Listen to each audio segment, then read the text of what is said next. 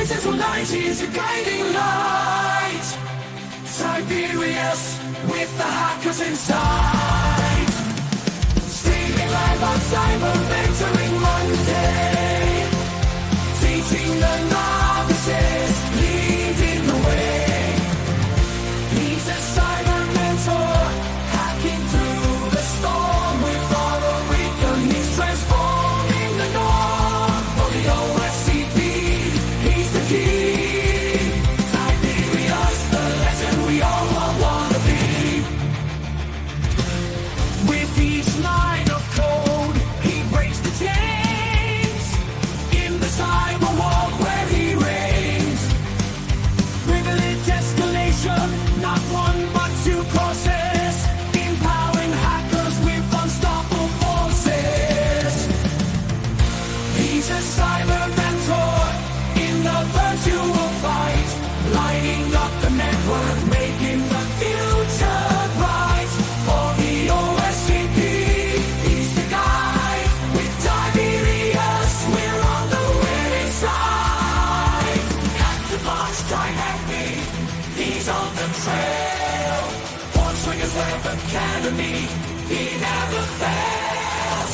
Solving boxes, cracking codes with each tale. Tiberius, the hacker who will prevail. He's a cyber mentor, the hacker's dream. With Auto Recon, he's leading the supreme. For the OSCP, he's the flame. Tiberius, forever etched in the Hall of Fame.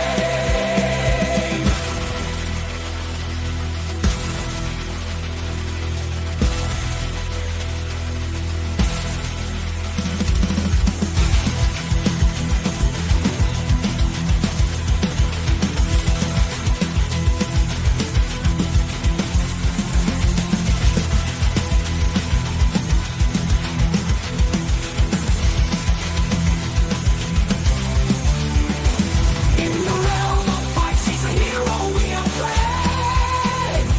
Tiberius, an ethical hacker with a name. Echoes in the cyberspace, loud and clear. For every aspiring hacker, he's the pioneer. He's a cyber mentor, spawning a digital beat. With Auto Recon, his legacy's unique. Guiding through SCP, a beacon so bright. Tiberius, the hacker's mind. In the cyber realm, he's the eternal flame. Carving past the glory in the hacking game.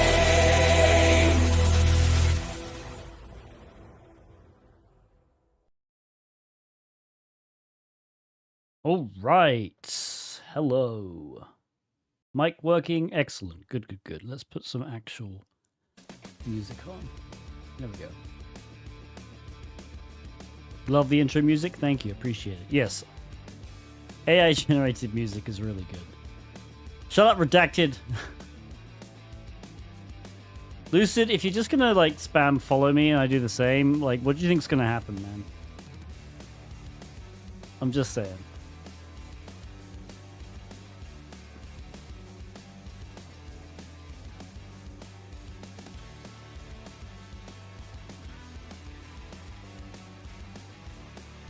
If I'm not muted, stop it.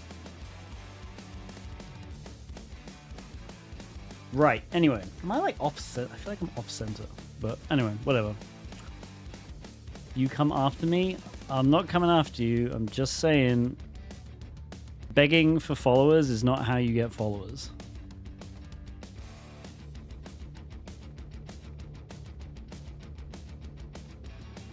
We're happy to have you watch the happy to have you watch the stream. And you come after me? I'm not entirely sure what you mean.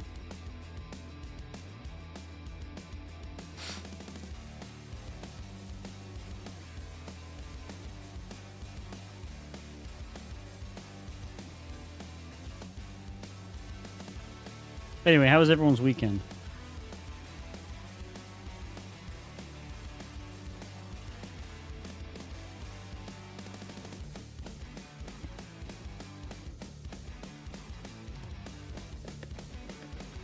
What cert do I suggest for network engineer who would change to security?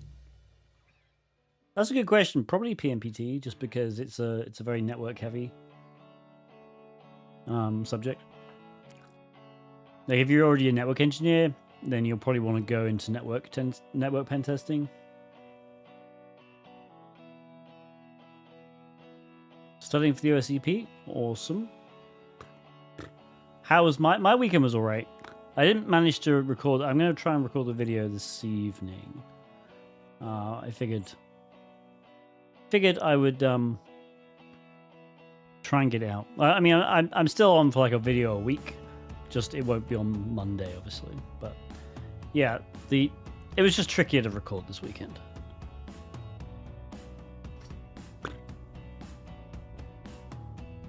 Joined a 5-a-side thing, cool. Problem pivoting, local remote, dynamic remote port forwarding. Honestly, like I guess it depends on what your problem is. Like, what's the actual specific problem with pivoting?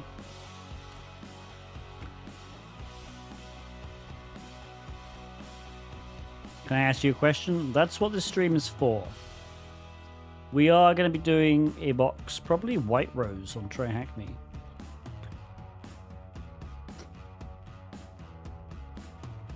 I can't like stream for like 3 hours like I usually do, but I say usually, I haven't streamed in a while, but well, I streamed on Friday, but I haven't streamed Cyber Mentoring Monday in a while. I probably can't do the 3 hours, but we will try and get a box done at least. Also, I gotta rebuild my freaking Kali VM. I really gotta rebuild OBS as well. It's like, I don't know, the widgets just kind of mess up a little bit, which is kind of annoying. As you'll notice, I've got a new widget down here, follow a goal. Because I noticed, like, the sub goal's awesome. We usually hit the sub goal, and it's always, you know, goals are always cool. Sub goal is like 10 new subs every stream. But the follower goal, I've noticed we're like less than 200 followers from 10k, which would be awesome. If we could hit 10k by the end of the year, amazing. So let's do it. So if you're not following, if you're watching on Twitch and you're not following, please click that follow button. Also, if I see a lot of people on X commenting, which is great, and I see some people on YouTube commenting, which is great. However, as I say every stream, the best stream to watch me on. Thank you for following. Oh, you see, it's off center. This is what I'm talking about. Why is the alert box there? What happens if I center the alert box? Center horizontally. Yeah, that's so weird. If I center the alert box horizontally, it's not actually centered horizontally, and I don't know why. See, that's apparently centered horizontally. That's not centered horizontally, though. So I don't understand it. Because, like, for me, that looks more centered, right?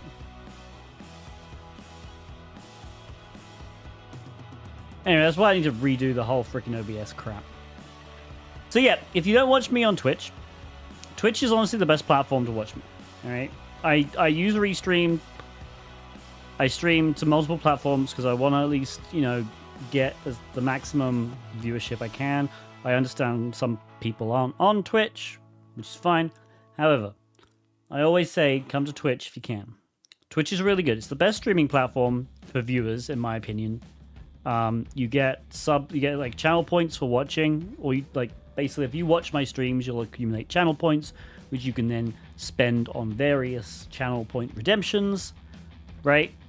You get emotes. If you subscribe, you get emotes. You get custom emotes.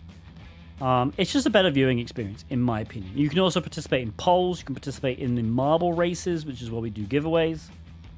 So Twitch is honestly, in my opinion, the best. Thank you for all the follows. And this is what I'm saying. If you're not following me on Twitch already, and if you're watching on YouTube or you're watching on X, come to Twitch. Try it out. There are ads on Twitch at the beginning of the stream. That should be the only point there should be ads, as far as I'm aware. right?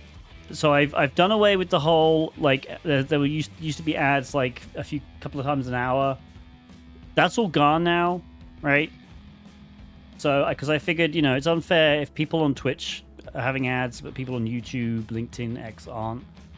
That was unfair. So the entire thing is ad free. Apart from I can't disable the one at the start of the stream. However, as far as I'm aware, that's like in the intro bit. If you subscribe, right? If you pay to subscribe every month, you don't see any ads at all. You also unlock custom emotes, custom feature crap. But the point is, you don't have to. Like, obviously, love it when people subscribe and contribute and support the stream, but you don't need to. Yeah, and if you link your Amazon Prime, if you have Amazon Prime and you link your Prime account, then you get a free sub and you can unlock those emotes.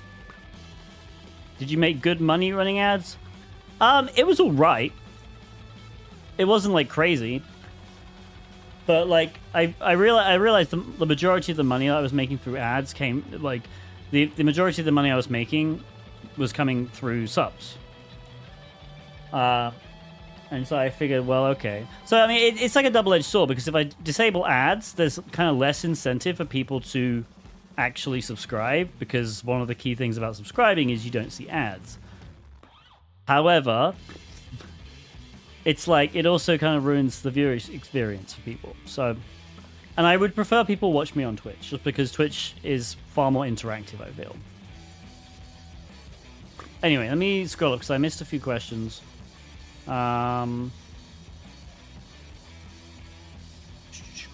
Lucitech, I want to go into hacking, but I decided to know how web works, so I started with ACA front. I'm not sure what that last bit means, but I honestly, learning how the web works is a really good. That's what I recommend. Learning how the web works in order to get into like web hacking is really, really useful.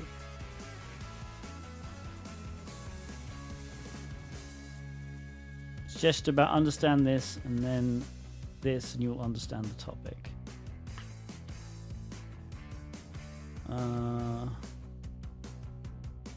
So that in terms of the pivoting, there's a really good. It's a really good pivoting diagram. Oh god, I forgot what it is. Someone made one once, and it was like.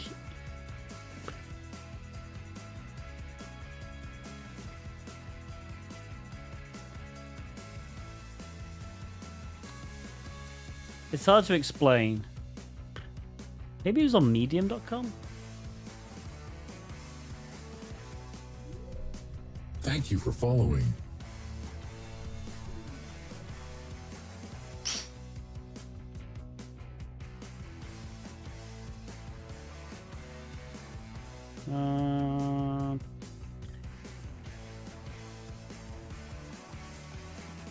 The way honestly I like doing it is, yeah, there are diagrams for pivoting is super useful, I feel.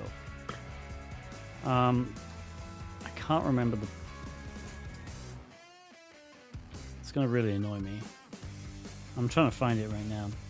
They were like really badly drawn diagrams. Like the quality wasn't good, but the explanation went along with the diagrams was. I think it was actually SSH. Dispensing gratitude. Pivoting Gratitude dispensed. diagram. Hi. Hi, Bonzo.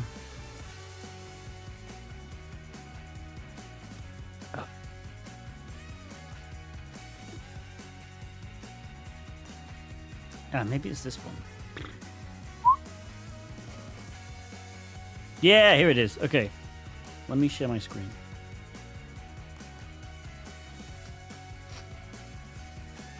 Here it is. Oh, wait a minute. Am I in the wrong place now? Kind of. There we go. Alright. I can't really paste this, but if you search SSH pivoting diagram in Google, you should get this Medium article, SSH tunneling. This, as far as I'm aware, possibly the best. Like I said, look at the really badly drawn diagrams. However, the explanation, the color coding is really good in my opinion. So I would honestly, this is how, because pivoting is definitely difficult. But this explains how specifically SSH tunnels work. And I feel like that's really useful to know with pivoting.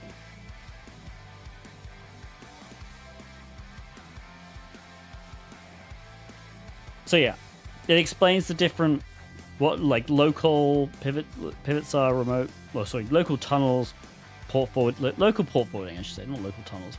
Local port forwarding, remote port forwarding. I think does it do the? Thank you for following. I don't think there's the -D option, but the -D option is different. That's the SOCKS proxy. Anyway,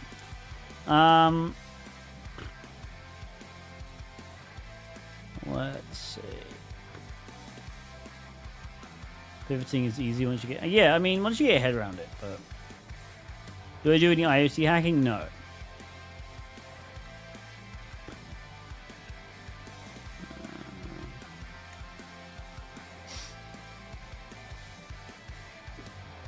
Is Windows Privilege just basically launching potatoes, finding credentials, and running Sharphound? No. Decrease the sound of the background? Yeah, is it too loud? I can put it down one bit, I guess. There we go. Share the link. I can, but the problem is it'll only paste on Twitch and YouTube. So that should be it.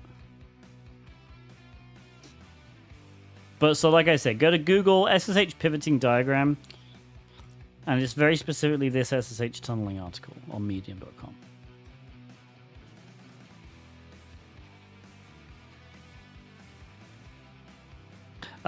Anyway.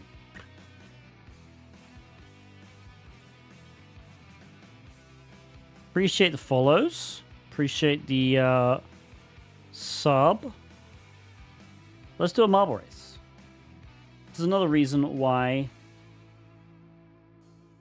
it's good to be on Twitch, because we get to do marble races. This is not a giveaway. This is just a marble race to start the stream off. Let's do... Yeah, sure, this one.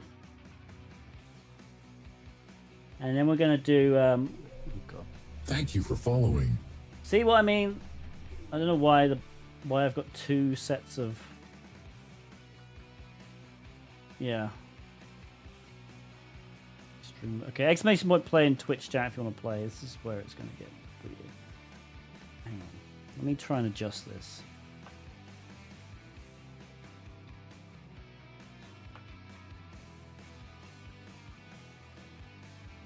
Okay, fixed it. Right.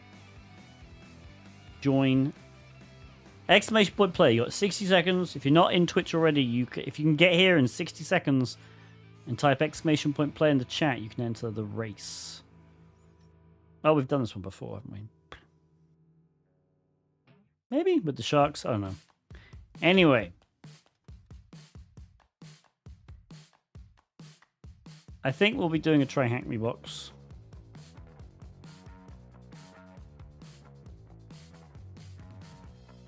I'm hoping like this next week and get back into regular streaming. Like I should be able to do Wednesday, but yeah.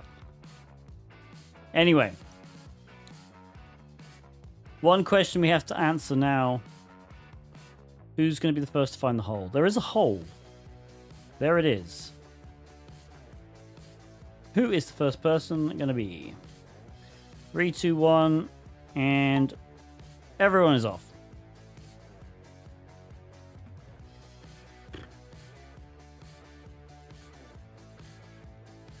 What is the screen? This is a marble race that's only available on Twitch, which is again another reason I tell people come to Twitch if you can. You can participate in the marble races. Thank you for following. We're going to do Try Hack Me after. This is just how we start the streams. Particle to Jer, first one to find the hole. Like, this is just what we do to have a little fun at the start of the stream, and then we're going to do Try Hack Me. Okay, Bonzo and RL Lacoste.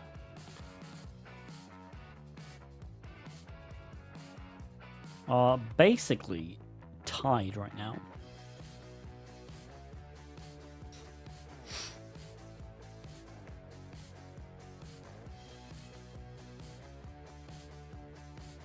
I think RL Lacoste died. Yep.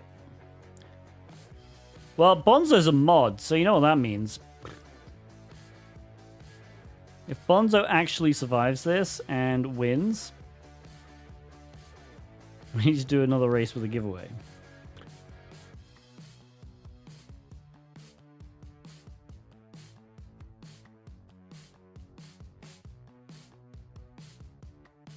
Bonzo could actually make world record as well.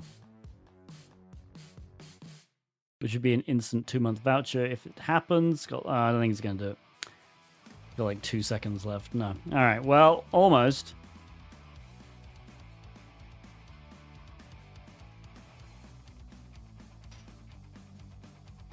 Oh, wait a minute. Wow. Where the hell did D. Guerrero 1981 come from?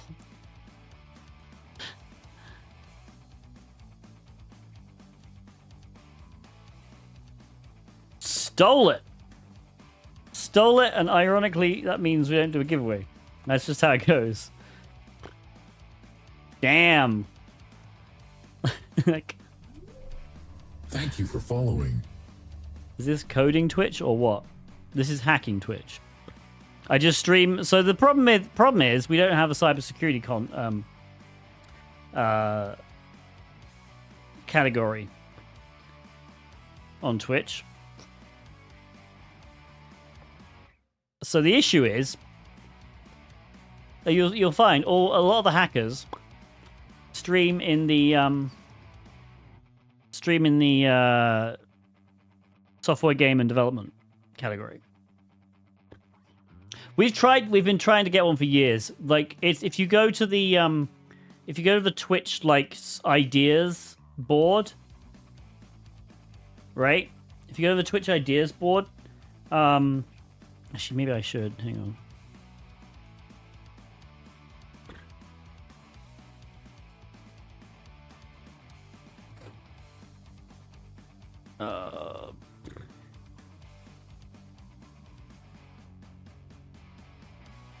Where is it?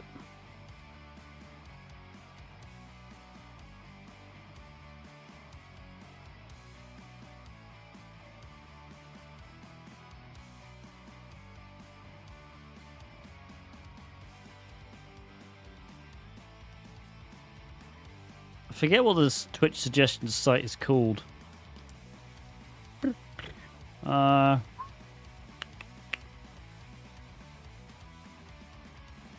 Does anyone know what it's called?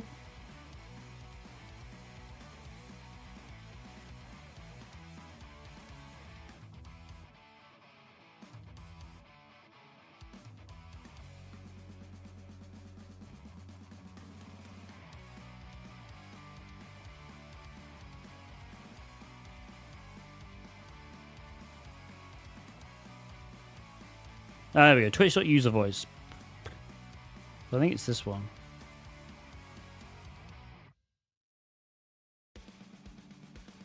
Verify I'm human. I have to verify that I'm human. There we go.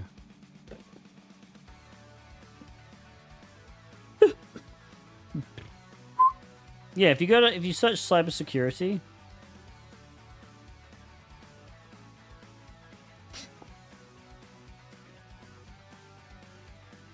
Okay, this is the bad one, but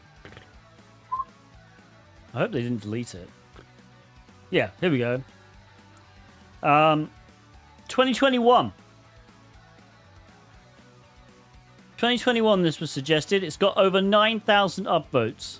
As far as I'm aware, it's one of the most upvoted things on this Thank entire you for following. platform. We've never got it. Really annoying. And I don't even like understand it. There's 3 categories to stream under. There is not a try hack me or hack the box category anymore. I don't know if these even apparently they existed in 2021. I wasn't aware of them. I used to stream under science and tech, and then a lot of people told me I should be streaming under software dev, so I switched. But yeah, I mean, it's no point in sending the link. It's been over 3 years.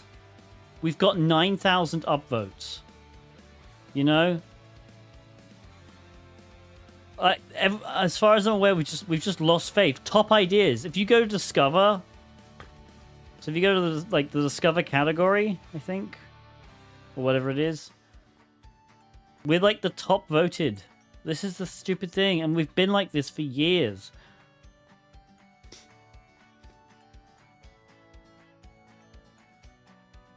It's really annoying. I don't know if we have a top voted category. Let's go to categories.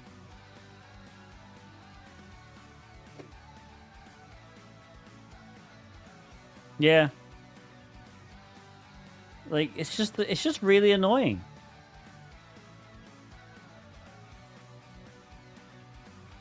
Like, we have, so this is the top ideas in the suggested categories.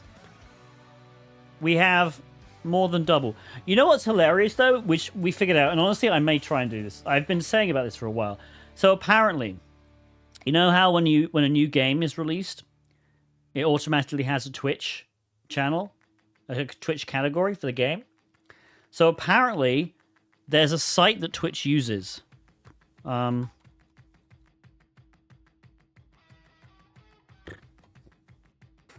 forget, somebody told me about it. There's the IGDB, I believe. Yeah, so I believe someone told me once that basically, as long as if your game is put here, like Twitch automatically syncs and creates categories. So what I was gonna think of doing was what if we hired some like Fiverr devs to create a game and just call that game cybersecurity. Make it actually playable. Like, it's not a very good game, but it's still a game. And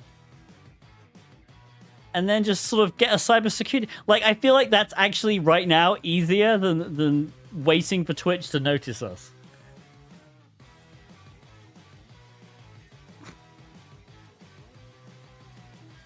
Gathering in. Yeah, this one's gathering in. Co-working and study. The co-working and study is going to get one before cybersecurity, even though we've been there for years.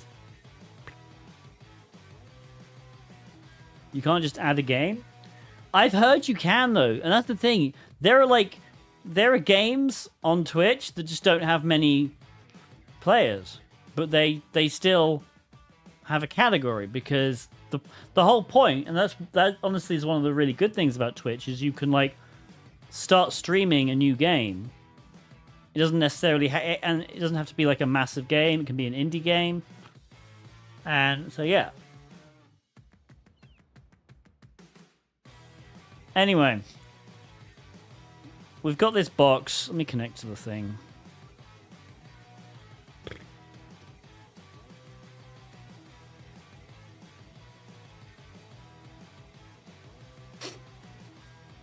All right. No, we're not going to update. I should probably put the box name somewhere, shouldn't I?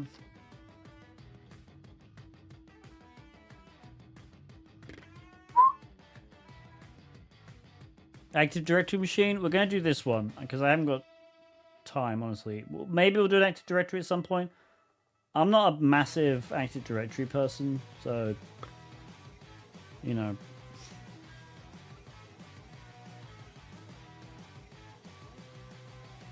I generally stick to the stuff that I know about.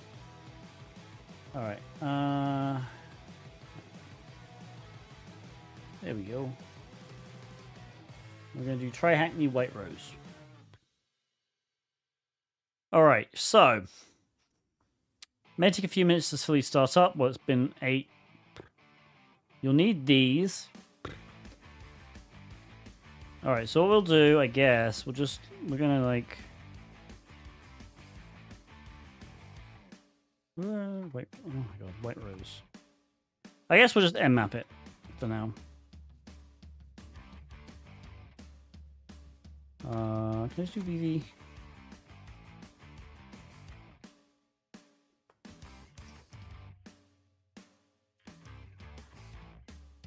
Making a basic game would be easy. Well, the thing is you have to publish it on this, on that website. All right, let's open Burp Suite.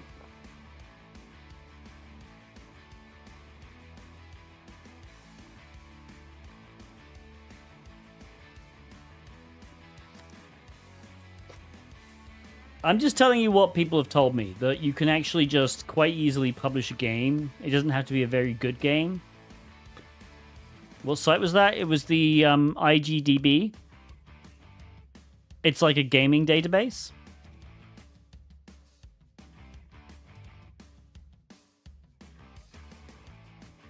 I don't know if that's specifically the site. What I do know is that's the site they told me. These validation. Yes, I'm saying we get, again, we hire someone on Fiverr to actually build a game. It could be a stupid little platformer. That's the thing. Like, I'm not, and this is why, it's going to cost some money. It's not going to cost a massive amount because, again, Fiverr. Make a stupid little platformer and just call it cybersecurity. And the logo will be cybersecurity related, probably like a digital padlock, like we always use. And then, at the very least, we can start streaming under that category. Or we could just stick to, you know, this one. Freaking software development. Okay, so it's trying to redirect. So basically what happened there was, I went to 10.10.152.16, and it redirected to cypressbank.thm. Right? What we need to do is add this to our hosts file. But what we're actually going to do is add it to etcdns. Oh, yeah. See, this is the problem. I accidentally fucked up my box. I don't have DNS mask installed anymore. I'm an idiot. That's why I've got to spend some time actually. I should probably rebuild it anyway because this is like, this is 2024.1, I think. So yeah, all right. What we'll do now, we'll just go to network connections and hostname resolution. Here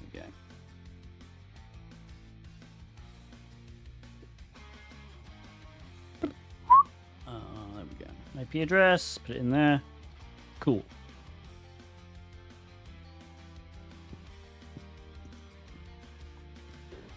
There we go. All right. So, nothing there. So what we can probably try and do, and I should probably add this to, I'll probably add this to my host file just to be safe. Let's see hosts.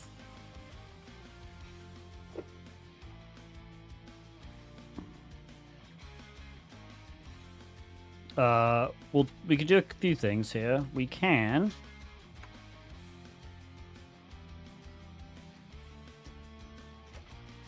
use a tool like Xerox Buster.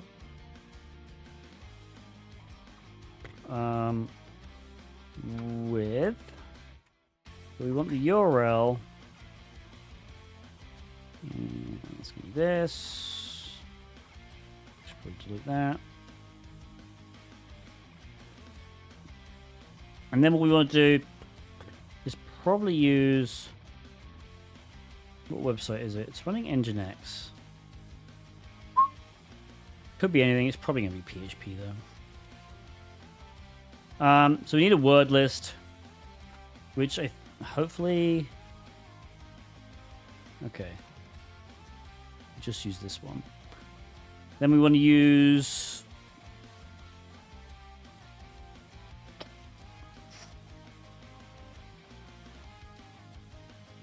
What's the frickin' extension? Is it dash lowercase x? I think it is. Yeah. So we'll do x, txt, html, php just for now.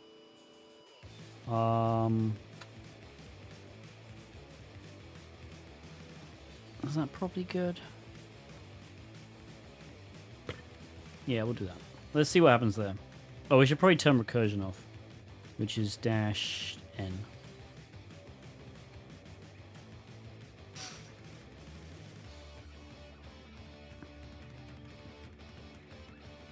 Yeah, the intruder update, which I think is here. No, okay, I haven't got the latest version installed, but yeah, the latest update is really nice. Okay, the other thing we can try and do is we can use FFUF, I do have installed, to fuzz the host name, right? The host header here.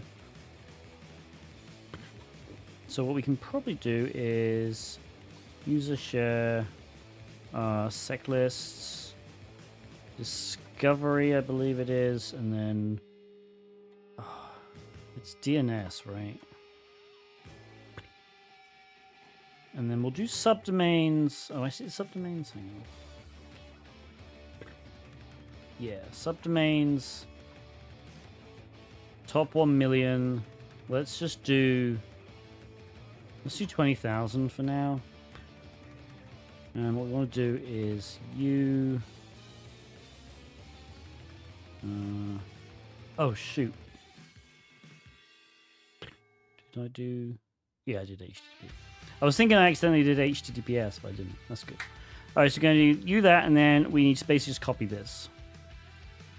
I think that should be fine. Actually, you know what? Let's not use match. So this is, I believe, the match code, right? Yeah, match code. So we maybe just want to filter.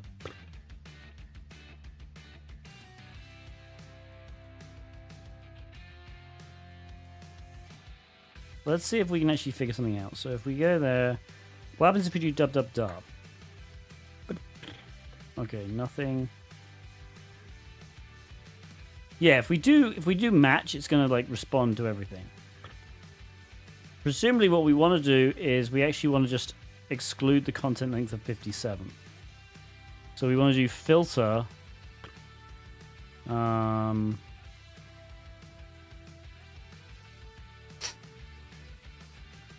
filter by response size, FS.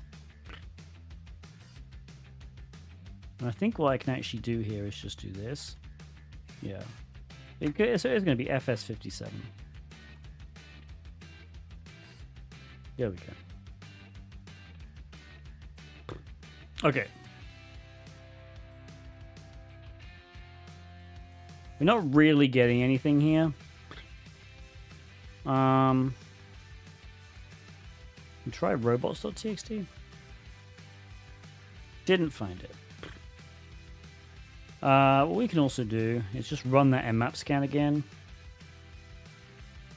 And just do dash p dash to mean absolutely everything. It's going to scan every single port. Because currently we've just got 80 and 22.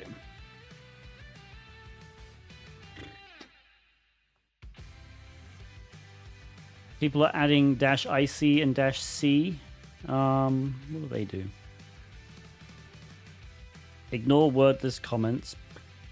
Yeah, that makes sense. And dash C. Colorize output. How is ShmooCon? ShmooCon is in January. So I will tell you in January. But it's probably going to be amazing. Last year was awesome.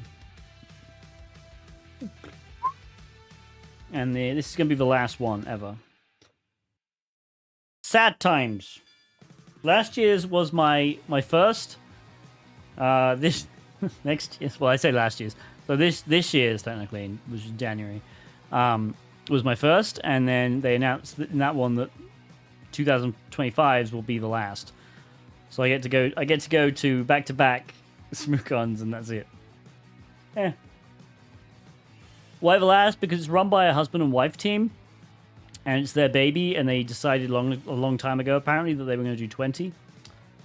And then one of the SmooCons was remote because of COVID.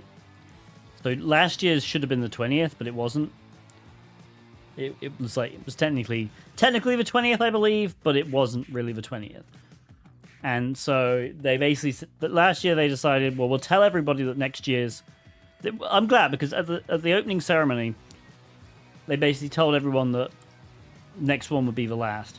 They did it at the opening ceremony so that people could treat like this year's one as the last in case they didn't get tickets for next year, which I thought was really nice of them. Like, they were like, you know, just in case you can't come, you know, this might be your last Shmoot. And so, yeah. Because, yeah, getting tickets to ShmooCon is really difficult. They do 3 ticket drops. They do one on November 1st, December 1st, and December 15th, I believe. And they're all sold out in under 10 seconds. Each drop sells out in under 10 seconds. Because, yeah, they limit it to like 2,400 people or something. Or 2,500, I forget. No more cons for me? No. I'm going to HushCon in December. And then ShmooCon in January, and then BotCon in May.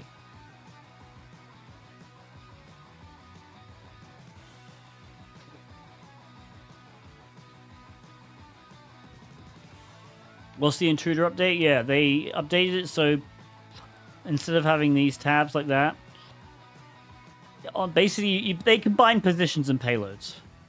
I actually talk about it in one of my latest videos.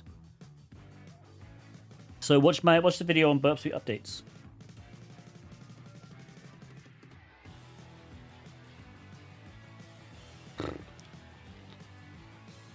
All right, what the hell? So we found nothing. We found no new ports.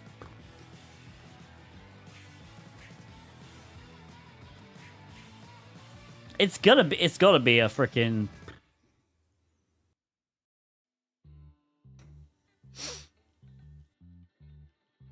subdomain, isn't it?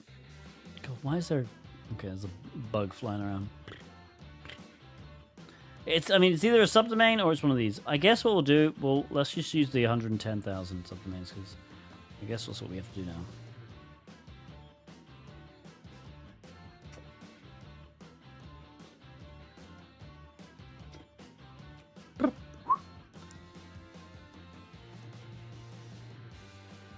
I guess we should do match all, technically, though. MC all? Yeah. We can do match status all, right?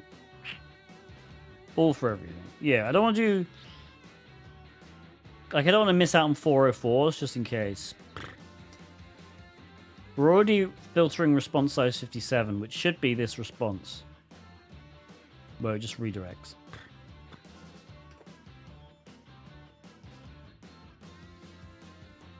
Otherwise, it's a bit weird.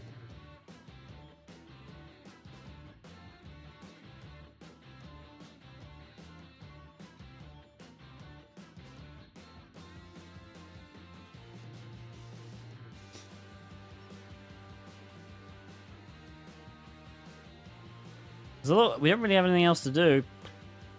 There's only 2 ports open. Unless, I guess, we're supposed to just connect using this. We could try an SSH to 10 10, 152, 16. So I need to do...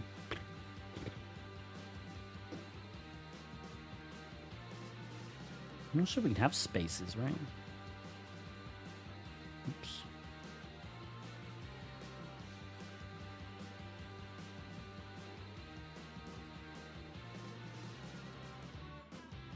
No? Maybe just Olivia?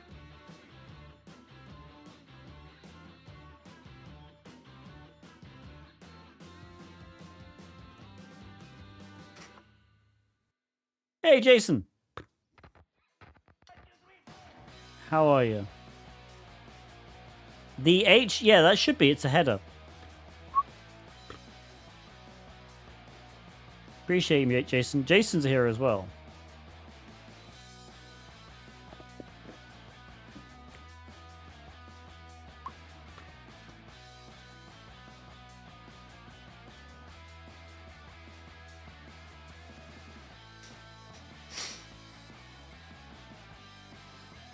You know what, actually? You're right, actually. I think this may... Oh, yeah, no, you're right. You know what I did wrong? We probably need to do this. That might work. There we go. Idiot. Ah, why does the... Yeah, I mean, this is kind of... I feel like they should probably not do that. Yeah. I'm just. To be fair, I read the example, and I don't usually. Okay, so I don't usually use FF, to be honest.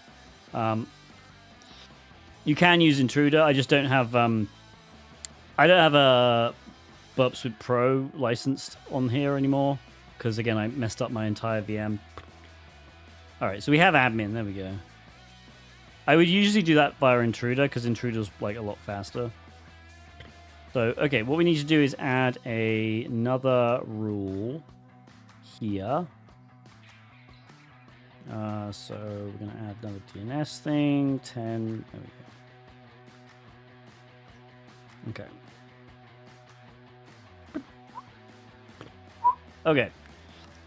So I'm wondering now, do these credentials work? We can also probably just cancel this. We'll let that run, though.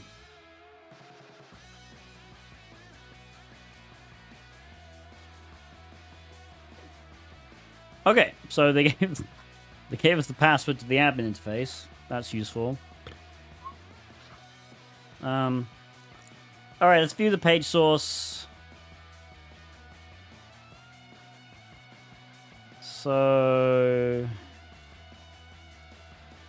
okay, we have some interesting stuff. We have a search page, we have a settings page, and we have a messages page.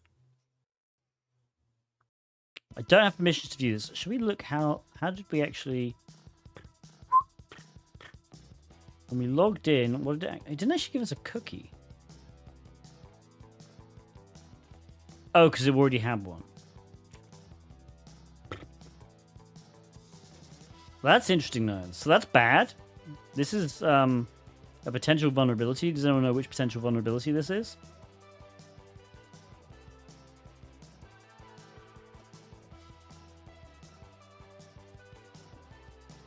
Jason knows, but Jason isn't allowed to say. SQL? No. We logged in. So we got set a cookie when we visited the admin page, right? We got to set this cookie here, and then we logged in, and something is missing here.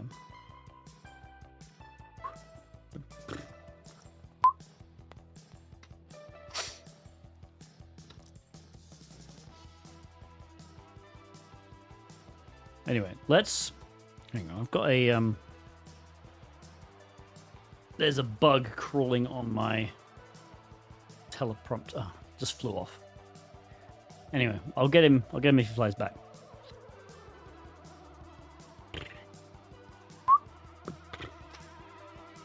Okay.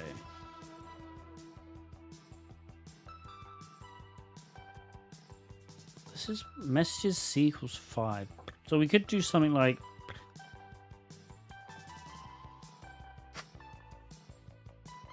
What? That's weird. Alright, here we go.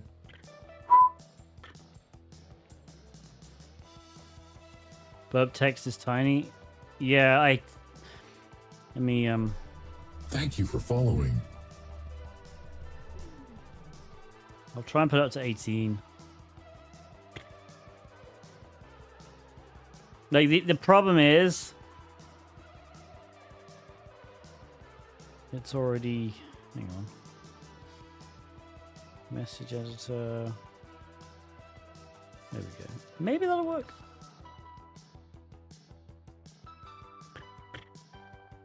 Yeah, there's no set cookie. So basically, if you log in and you already have a cookie, so it's perfectly fine for a site to set a cookie before you log in. That's fine. What should happen when you log in is it should set that cookie again to something else. All right? It should issue you a completely fresh cookie. And like I said, it's a potential vulnerability because yes, exactly, session fixation. It's a potential session fixation. It's not an actual vulnerability. It's half of one. So for session fixation, you need two things. You need the cookie to not get reset when you log in, which in this case is what's happening, right? So you need that, but you also need the ability for the attacker to set it, to somehow be able to set a user's cookie. And there are a few ways that you can do that usually. Sometimes you can do it using an open redirect. If you can get in, so if you can inject some new line, encoded new line characters, sometimes you can do it that way. Sometimes you can actually just do it via the URL. Like sometimes it's weird, like it'll accept certain cookies if you put them as URL parameters. Very much depends though. Okay, but it looks like when we went to the messages tab, we had C equals 5, and then by adjusting this, C equals 6, we can see past messages. There we go.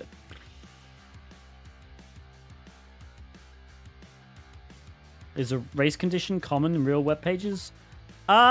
Potentially, yeah, it can be. Okay, so we have this Gale Bev user.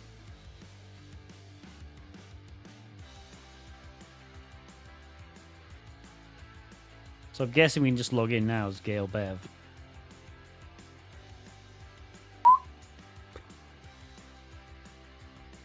There we go. Okay, so now I imagine we can go to the settings page. Yeah. Okay. What is Tyrell Willick's phone number? Shall we check if we can see a Tyrell Willick somewhere? Oops.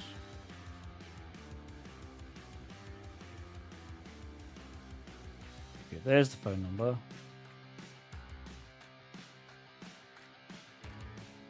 Alright. So.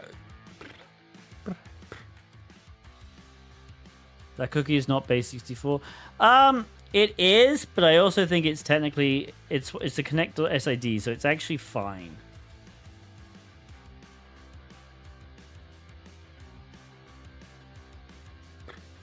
So I believe this part is base 64.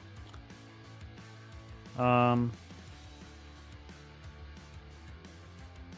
it's just the way the connect SID. So I think this is a fairly standard cookie in Express, anyway.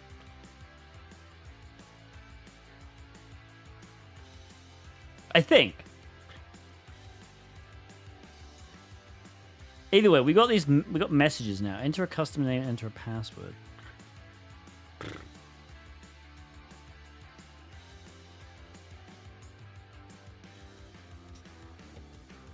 So I wonder what's going on here. Like, we haven't even used the search. Can we just use the search? Let's search for Greg, because Greg's the first user. Can we try and get SQL injection or something, maybe? Okay.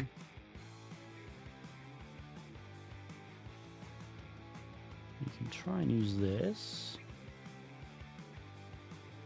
We can try and do percentage to B. We can try and even just use Greg. Like that. No. Probably not SQL injection, I'm imagining, but we can see. Can we do Greg? Test. Password updated to test. There wasn't a user called Greg, though.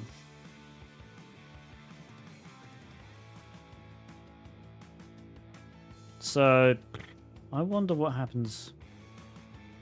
I'm instantly thinking, okay, well, New there's subscription received. Dispensing gratitude. Gratitude this dispensed. thing. Hang on. Happy Monday.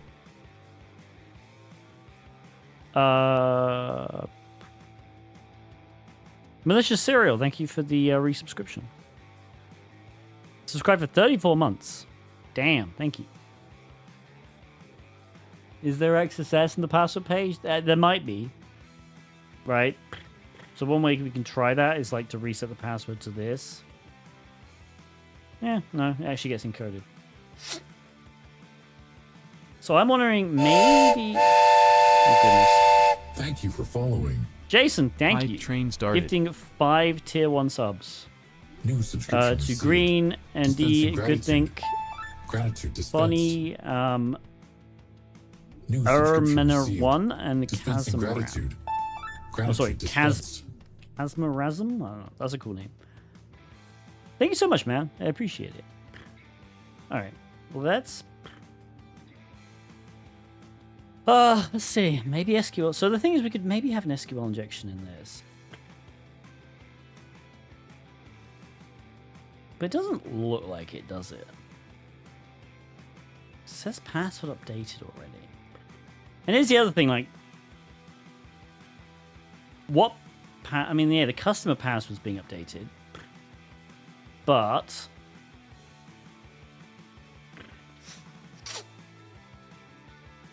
I don't know how that will help us. This is the admin panel, so I'm assuming they can't log in. Also, I just entered the username Greg, and it said that the password was updated. Oh, okay, let's actually do Greg's full name. Greg Hikaru. Thank you for following. Oops. And we'll just do test as well. Password updated test. I imagine we can't just go back to the admin and log in now. Like, I guess we'll try it. Oops. So...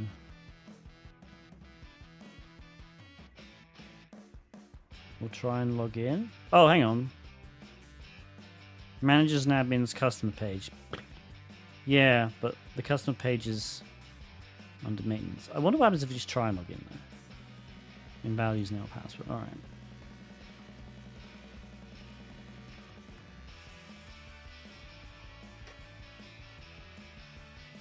I wonder then, can we...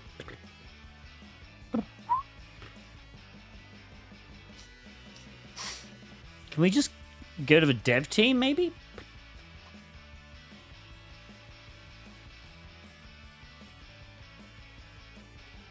I'm just thinking, let's copy all this. Because we potentially have a few users. We could potentially just try and log in as dev team. Maybe dev team has something... Test. Password update to test. Okay, so now can we do dev team test? No. Yeah, I imagine this is the customer's setting then. SSH access? You mean... The thing is, we don't have any... We don't have any other users. There's this Mrs. Jacobs that's being referenced. I wonder if we search for Mrs. Jacobs.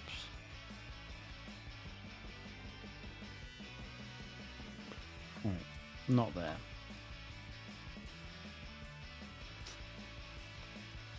I wonder what happens if we should do 2 of these. What is happening?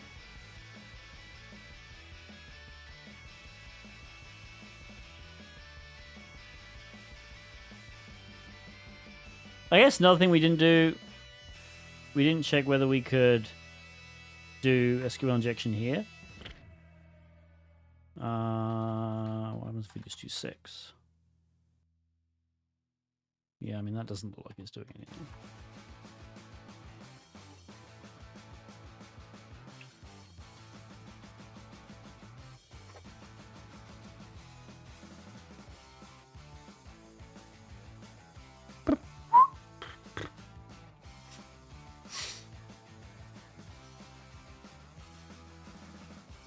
Could try that.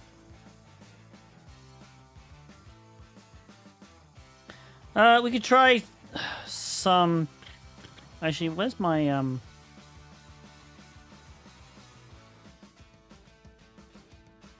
2 secs. Let me open my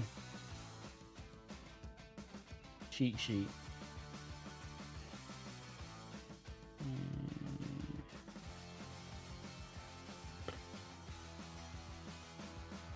Questions are definitely welcome.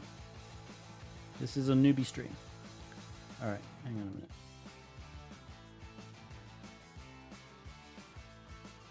Oops. Why have I got that open? All right.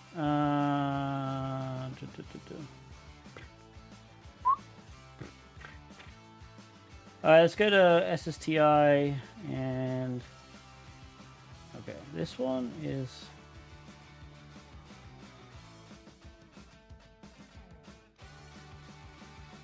oops. That's usually pretty good.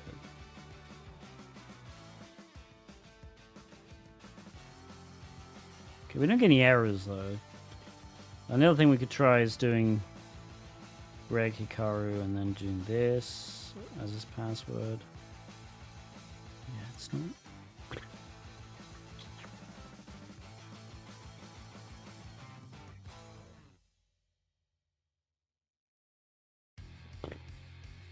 We did try SQL injection on the username.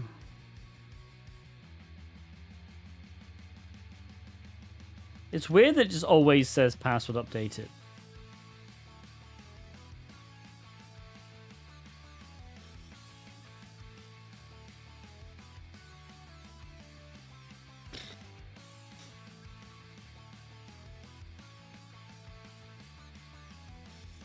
So the search param, I mean, there could be. It didn't look like it. If I search for Greg, we get that. If I search for Greg with a single quote, it goes away. If I search for Greg, single quote,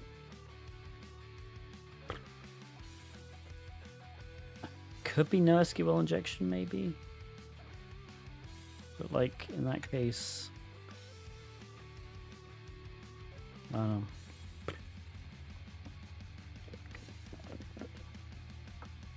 You earned a hype chest. Open to see your reward. Interesting. Okay. I guess we got a hype chest. Engineering student, my uni officer specialization for last year.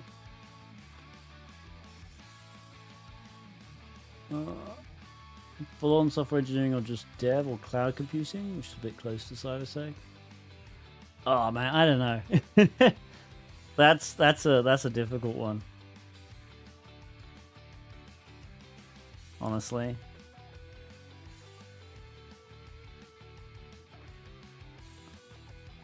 I don't honestly know. That's hard, man.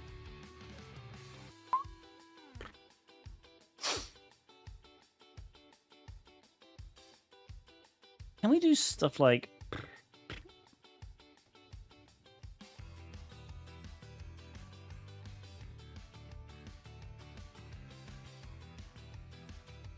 hang on, okay.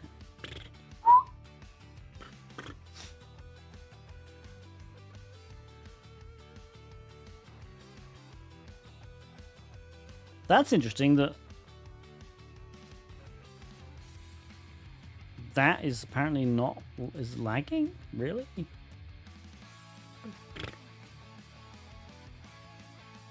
Unless it's just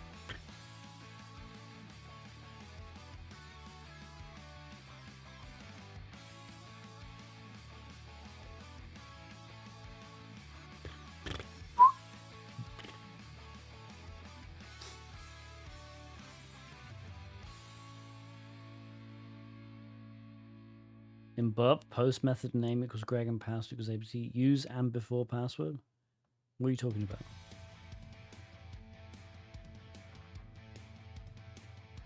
There already was an and before the password.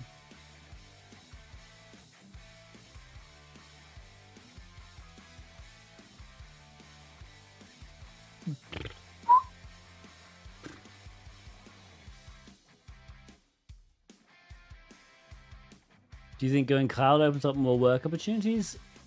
I don't know. It's software dev as well.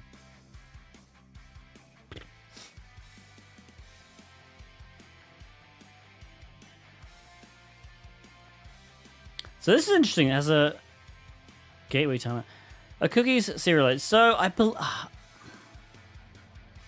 I believe this is fine. A Connect SID cookie, I believe, looks like this.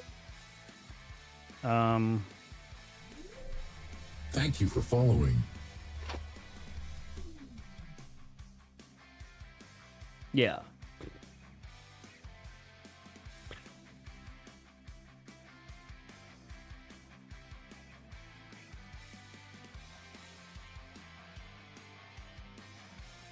So, they're technically serialized, but I don't believe you can get anything out of them. I believe this is just how Express does stuff. I'm more confused by this now. Like, part of me wants to think this is some kind of LDAP injection, but I don't know. Oh, it's been years since I've done any kind of LDAP. We'll go hack tricks. I just know the asterisk is like... it'd be weird if the asterisk is tripping up something.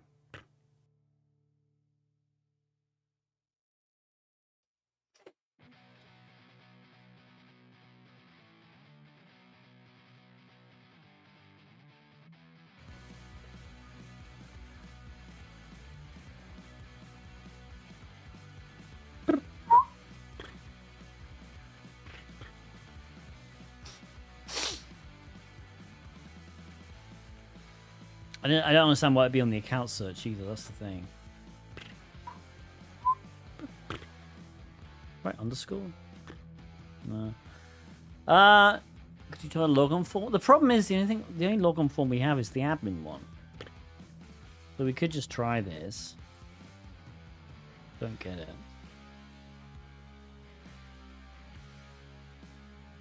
Didn't find any other things. This is supposed to be an easy box. We got to remember that. So it's highly likely that I'm overthinking something, which is extremely easy to do.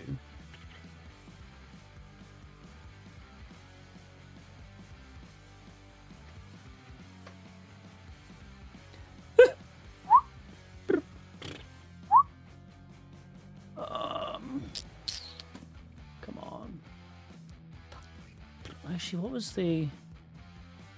No, it's CSS. XSS didn't work. No, it's just encoded. Thank you for following. And there's no, like... There's no CSTI. It's not importing anything like Angular.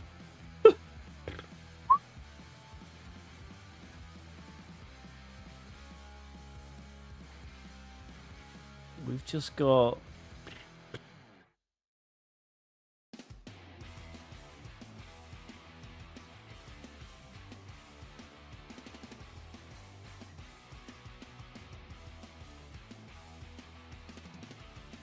We could do stupid stuff like we're doing sleep 5.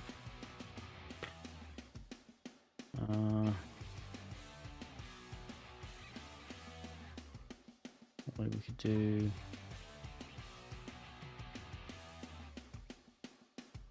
Hang on, let me kill this thing now. There we go. Killed the bug. How long did that take? No. No SQL injection on that. So, I mean, if there is, it's not immediately obvious. We could just run... It is in here, so what we could do is just copy this... That just might be useful, actually. What we'll do is we'll copy this request here. And we'll go, oops. Probably need to copy it again, because I think it copied. There we go. And what we're going to do is we actually need to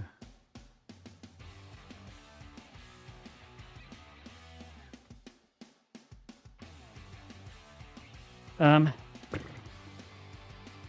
a new line for this. Cypress Bank. Okay, SQL map. We'll do need to search -p. We will do name, and we'll set the level equals 3. Threads equals 10.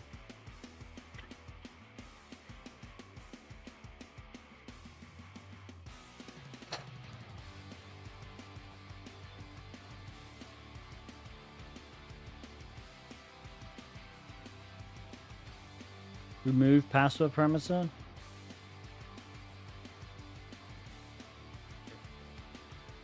For what though? Like for the settings?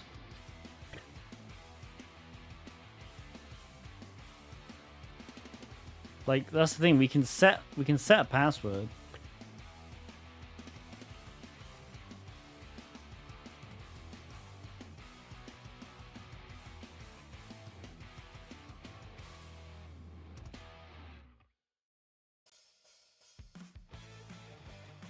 Problem is we can't log in as any of these customers. Like we can change it. Oh, there we go. Okay.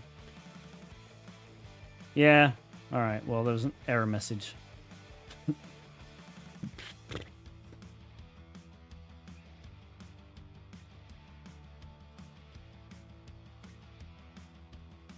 Fair enough.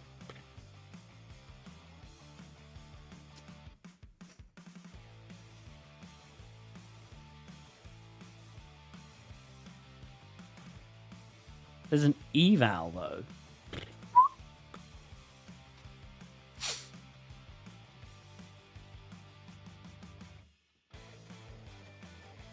What the hell is the eval doing?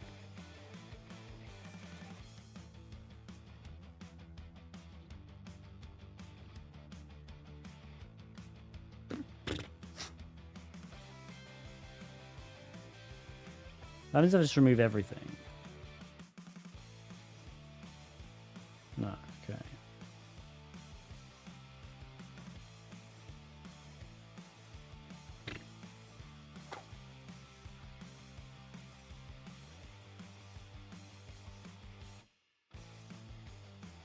We could do something like stupid, like password.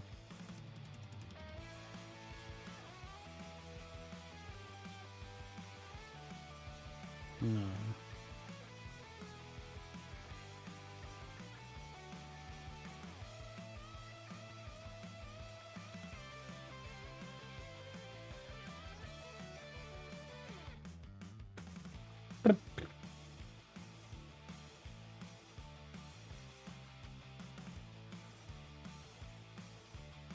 But this does give us the format of the library that's being used.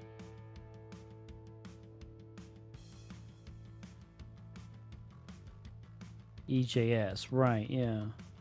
So EJS SSTI.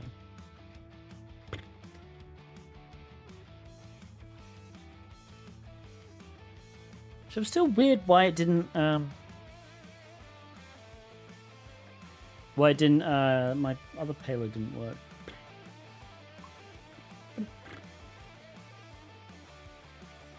I suppose I could have done all of them. Maybe that's what I should have done. Maybe we'll do that now. No, that's not it. What the hell? Copy? Can I paste now? Nope. Okay. Why is that not working?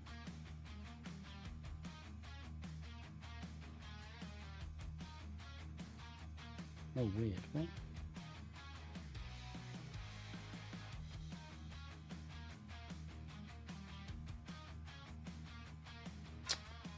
Great.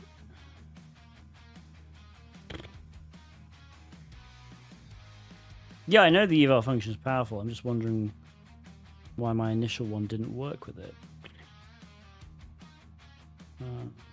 Oh, here we go. Hang on. Hacktrix will have it.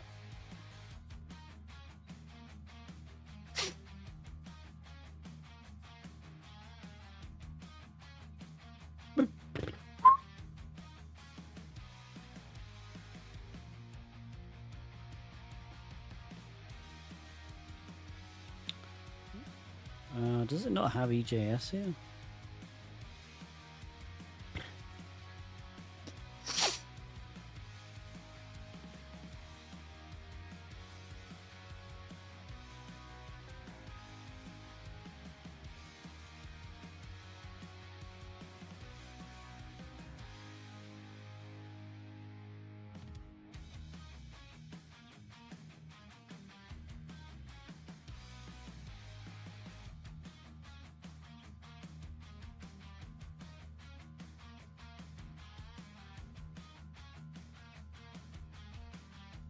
Just wondering why Hacktrix doesn't have it.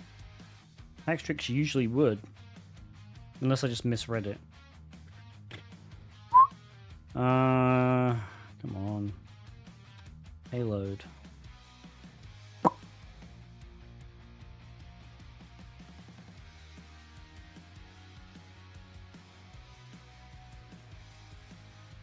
Yeah, I think I don't like these lists because, like, you know, you're just guessing. I want very specifically one for EJS.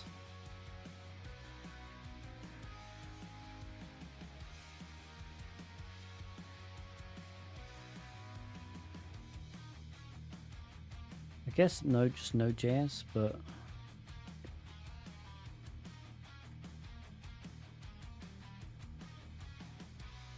I tell you what we'll do. I'm just going to go down this manually, I guess.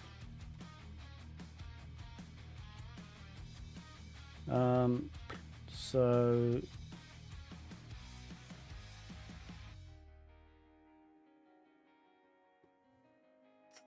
okay, let's try that.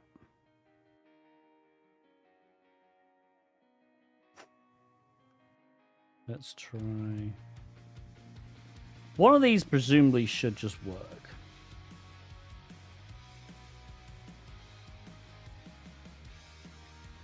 So I just have a cheat sheet of all the ones I currently use.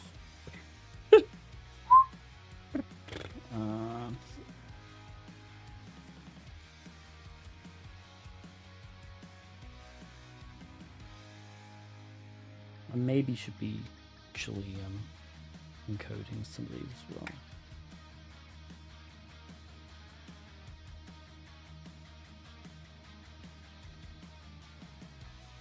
I wonder if it is. Maybe it's just. No, it's not just evaluating, is it? I wonder if I really needs to do and encode it as well. No.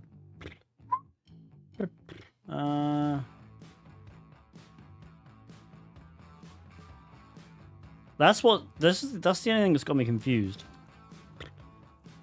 Is trying to find an actual EJS SSTI payload. We could try the payloads over things.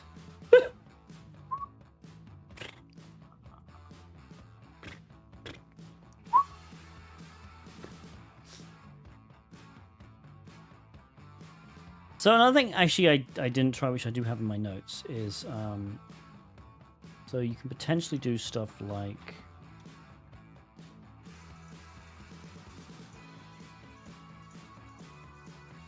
if we just do something like no such tag, because that wouldn't work. Like self wouldn't work either, would it? Because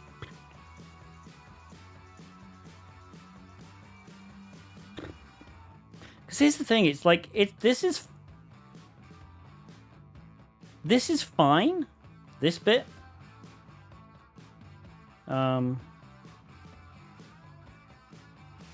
This isn't the vulnerability right here.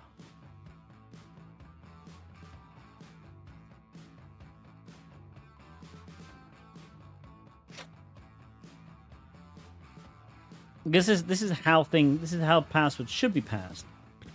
Or this is how value, because look, message, right?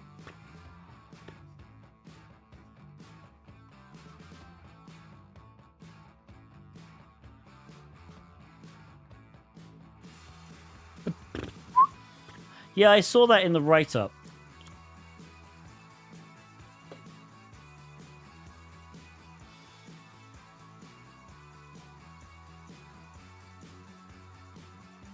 Yeah, it's like, it's right here, look.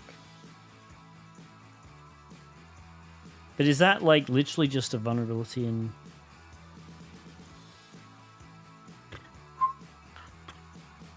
I'm gonna do sleep 5.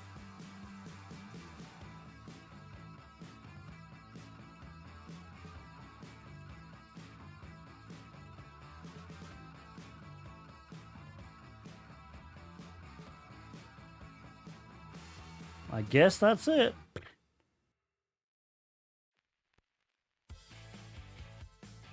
Oh, no, maybe not. Well, that slept 3 times. So, interestingly, that slept 3 times. The question is, why does that work? And how are we supposed to figure that out?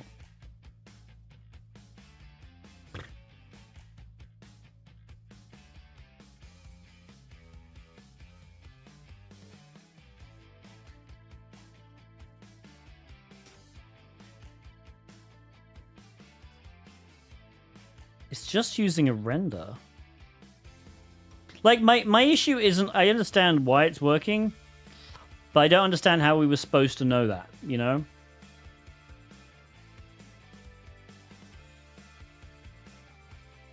Without doing code review.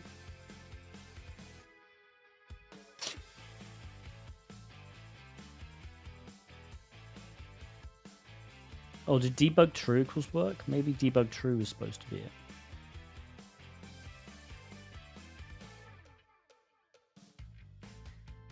I mean, that just does the same thing. Password equals test. And debug equals true. No.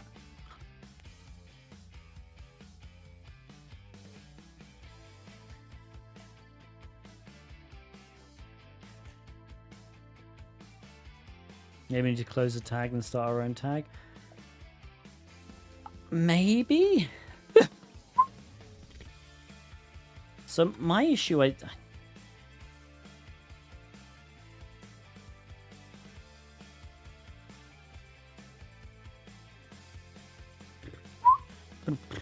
don't think that's how this... So, here's the thing. Like, if we go back to here, this thing here isn't... So, this is a reference. This is how templates should work. This is, as far as I'm aware, this is fine for a template. If they were, like, actually concatenating the password into this and then rendering it, that would be bad. But I don't think they are. This is the template. They're passing the password value into the template. But in this case, what's happening is, because we take the password value out, it's never actually being assigned to anything.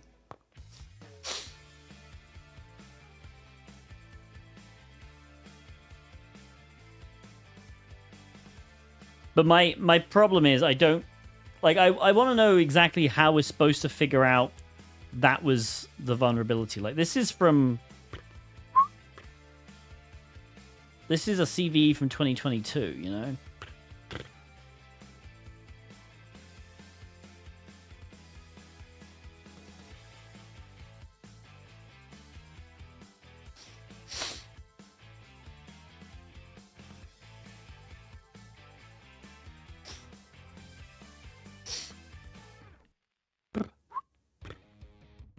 Yeah, I mean, that's just...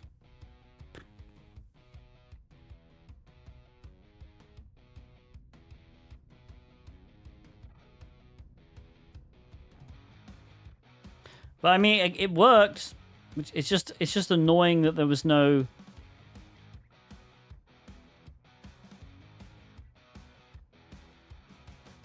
was no actual way to figure out what was going on. Here we go. There. So I guess we can get technically a reverse shell now. Alright, so let's do... Do I have rev shell gen installed? Yeah. Oh my god. No, because I messed up my box.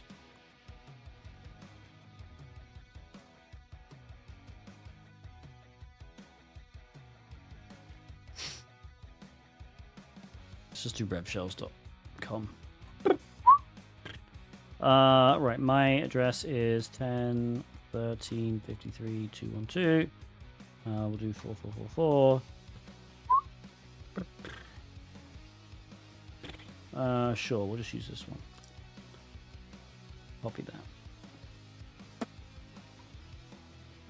God, fucking help if I actually do 44. There we go.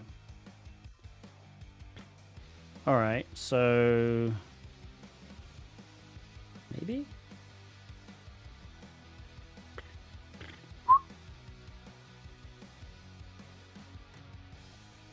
Oh, I probably need to URL encode everything. That'd probably help. No.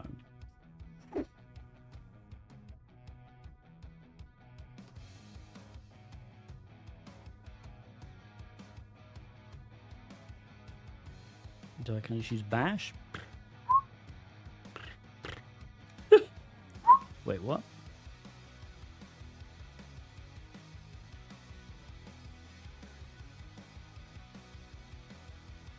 Okay, now it's not even working. What? Hang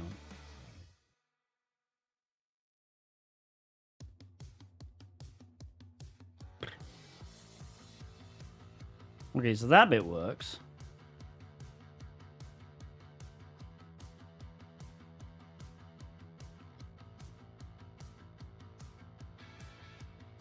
So now if I paste this, and maybe I just need to URL encode this bit.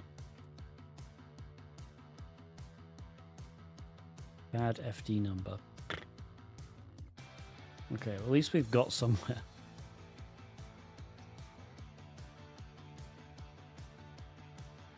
Can we just use bash? No.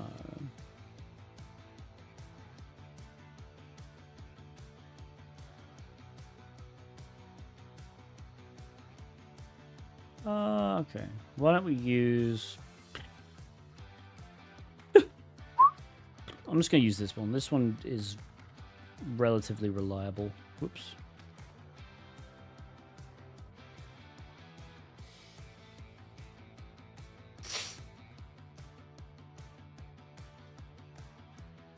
Yeah, there we go. Okay, well, we're in, I guess. We are in. I don't really understand. I mean, yeah, it's confusing why this box was only released less than a month ago. How we were supposed to know about or realize they were using a vulnerability from 2022. Confusing. I don't know. Maybe we'll read a write-up and... I might have missed something. I probably did miss something. Alright.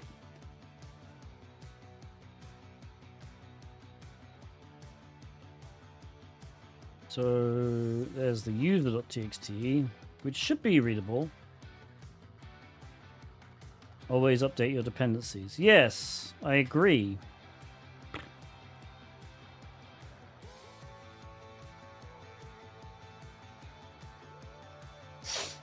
I guess there's a hint. Let's read the hint. Get your payload right or you may face unexpected obstacles. I mean, I guess. Okay. So...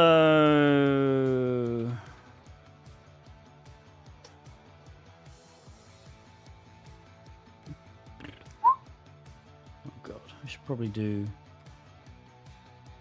Yeah. Well, that was done.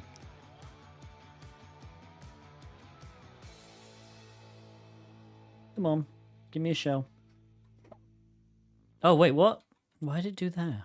That's fucking crazy.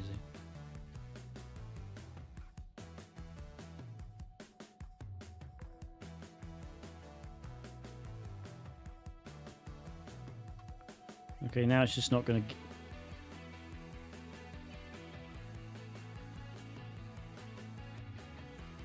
I'm really confused now.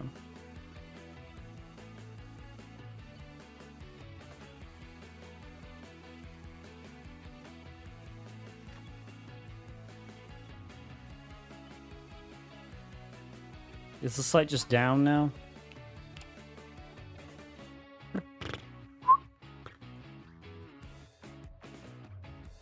Oh, fucking...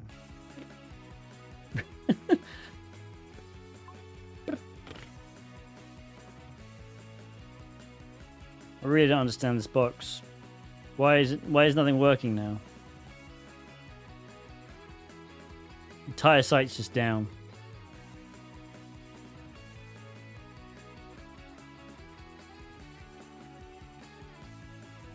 Oh God, come on. Oh, maybe freaking network's down.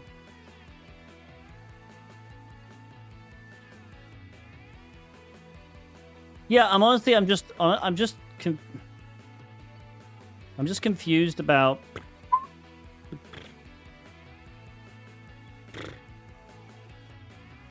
We are connected. Okay.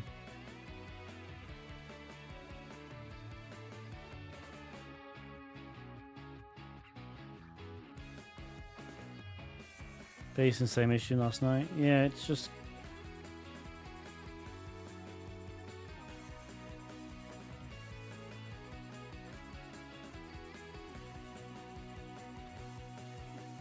Weird.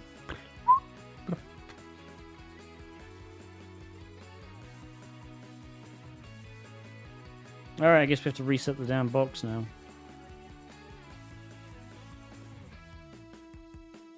I guess we have to stabilize our shell very quickly.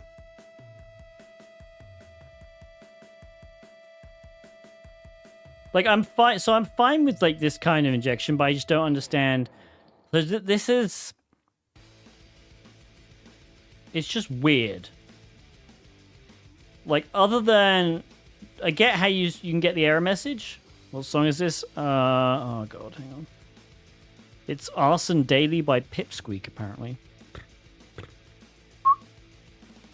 So my main issue with this box right now is there's nothing that really suggests I should have done this. You know?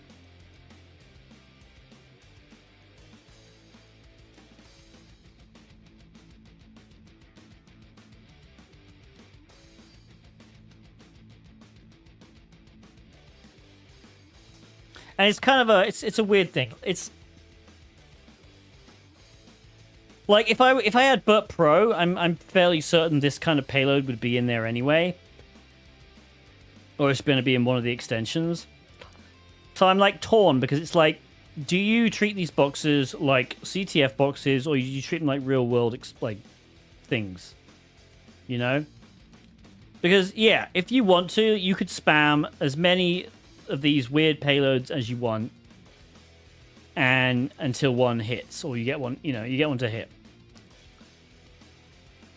That to me isn't really that, it's like a double-edged sword, because in the real world you'd have scripts that do all this. I kind of feel like with CTFs there's like it's more of like a hunt where they give you a clue, and then you're like, aha, that's why I need to do this. This just seems to be realize that this is EJS, and then search for EJS SSDI, and then find this thing here. But this is like, there was nothing to suggest that like this is 2024. The box was published a month ago. Why are they still using EJS in 2022? And I understand the overarching point of, update your dependencies. Fine. But maybe give you a clue that they're outdated rather than make people guess for them. Just seems like an odd design choice to me. Maybe I'm wrong. I don't know.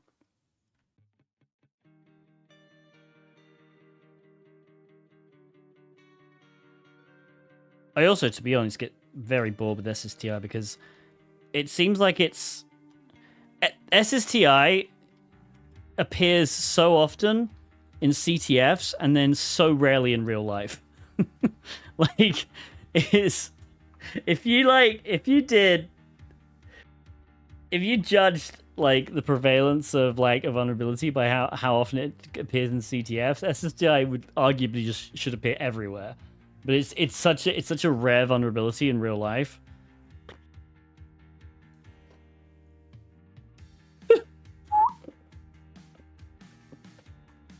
Like you're way more likely to find SQL injection than SSTI, and SQL injection is already, you know, up there.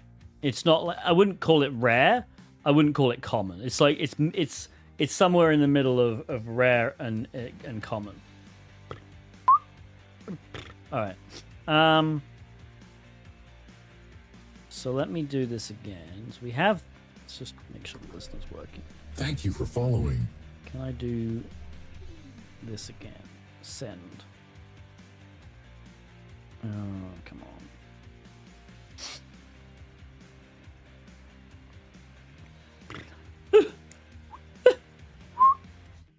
Oh, right, because I've got the wrong thing.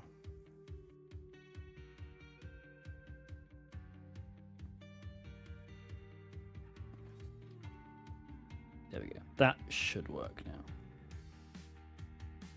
Nope. Oh, because I'm not logged in.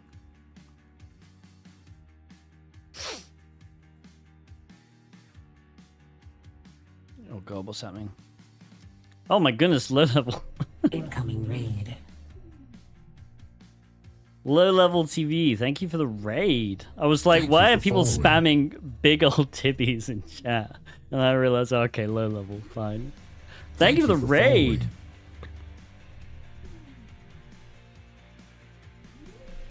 How Thank was your you for stream? following.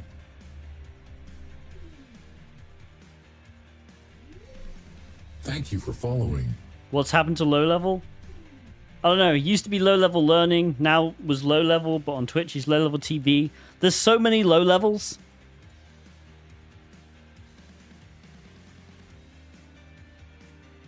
Alright.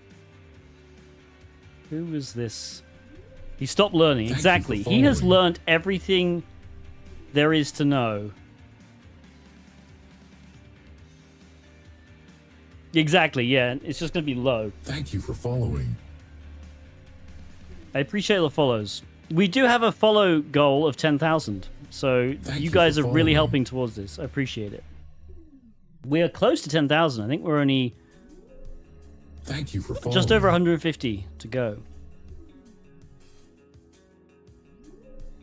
Thank All right, you we for are doing this following. weird box from TryHackMe that has this really stupid vulnerability in it. And I was you just you caught for me following. basically bitching about it.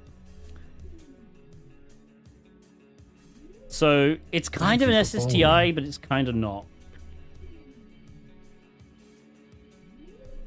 Okay, there Thank we you go. for Right, let's following. try and find Python. So we actually, I guess we'll do the we're in again. Thank you for following. We are in. Okay, so we don't have Python. Do we have Python 3? We do have Python 3. At least we have Python 3. And where's Bash? Thank you Bin for bash. following. Import pty. Pty.spawn. Thank you for following. Bin bash. Thank you for all the follows, guys. Okay. Control Z.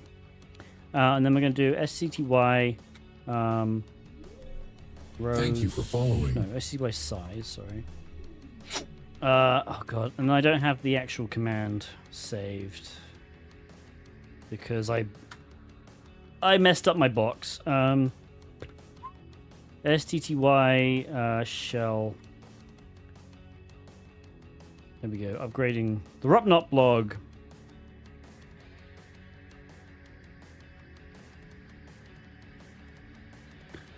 So we did that bit. Come on. Thank Now you you for use following. STTY raw-echo, but then semicolon foreground. Now we're back in the shell. Now we just need to do STTY cols 172 rows 40. Thank you for following. And then we need to export term equals xterm dash 256 color. And then we should be able to do Control C and everything. Cool. All right. So we got Okay, let's count the .env, I guess. We need just well, okay.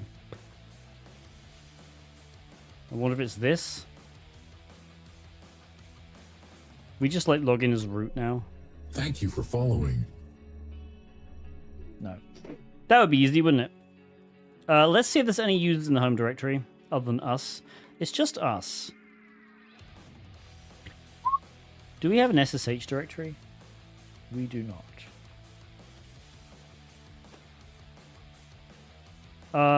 Yeah, we're on TryHackMe.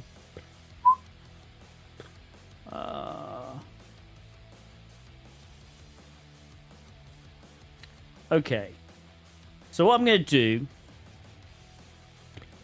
do I have my Apache server installed? Maybe. Yeah, I don't even have anything installed. Thank you Alright, for so you following. download LinPeas.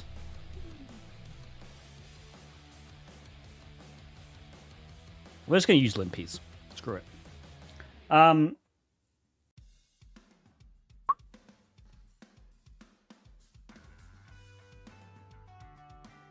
Releases. Here we go. Oh, well, yeah. We're just going to wget this. Cannot write. Lovely. Yeah, okay, hang on.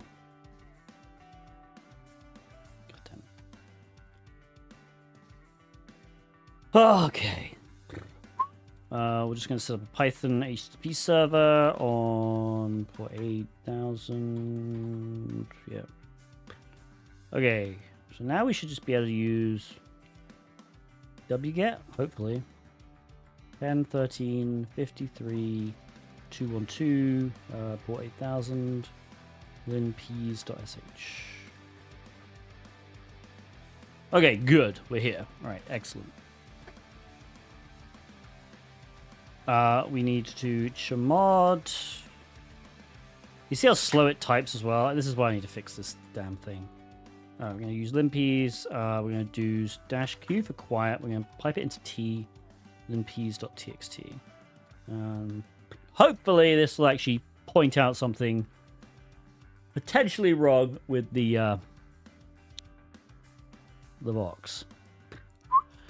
Basically, though, to catch everyone up, there was this cypressbank.thm app. We found a subdomain admin. We were already given the credentials, but we were given the credentials to a lower level admin. Ironically, low level. Oh yeah, now the app's destroyed. As soon as you get a shell, the app basically decides just to die, which is great. So we got access to a low-level admin. There's like an admin message thing, which only shows the last 5 messages, but you can abuse the history feature to sort of go back. And, oh, there we go. Maybe something. And then we found a super admin's credentials, basically. Use that to log in. Lovely. And at that point, it was like weird. I guess we were supposed to note. Well, I mean, we did find an error message. Thank you for following. Eventually, but we were supposed to notice that it was using an outdated version of EJS for some reason, even though there was, as far as I was aware, no actual reason of finding the old version of EJS. Maybe we were supposed. The one thing we didn't do actually, once we found the admin directory, we didn't actually use Ferox Buster. Maybe that's what we should have done. Maybe that was how. All right, so let's. I'm just gonna page up. This is linpeas. Linpeas is a script that just goes through and runs a bunch of basic checks. So we have this. Interesting. So we can write stuff to the path, which might be useful. Thank you for following. Okay. Oops. Is there anything useful here?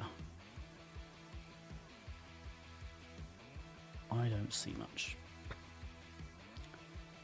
I really hope it's not a Linux it's not one of these stupid privilege escalations that uses a kernel exploit. I really hate them.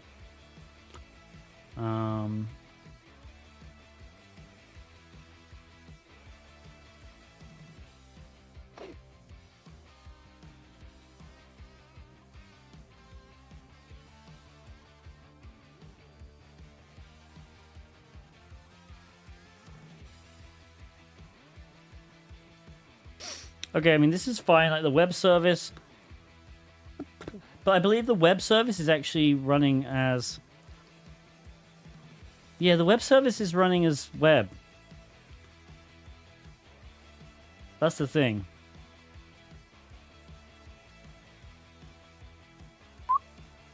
Okay. We do have MongoDB, which we could potentially look at.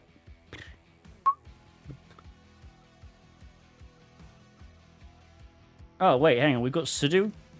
Oh, well, there we go.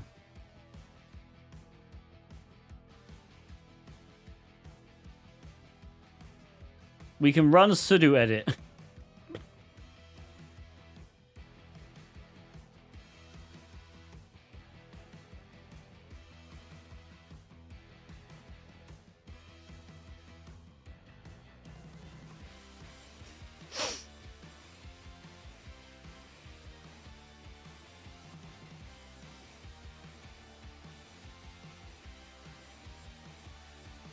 Where was that? Hang on.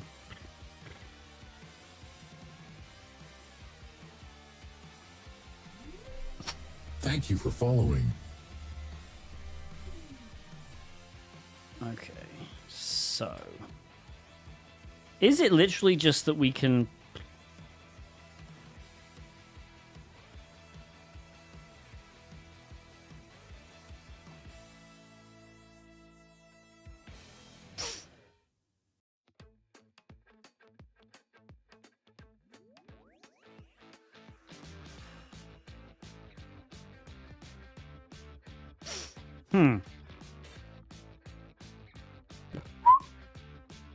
Oh, man.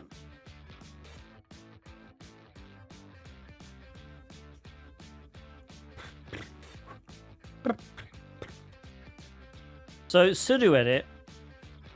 We go to GTFO bins. I'm not entirely sure if sudo edit has its own entry.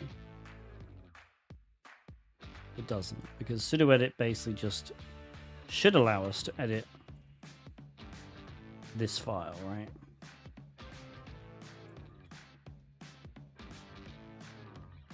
Yes. But can it allow us to edit other files? No. Yeah, so the sudo command, we can just do this. We can just run this command.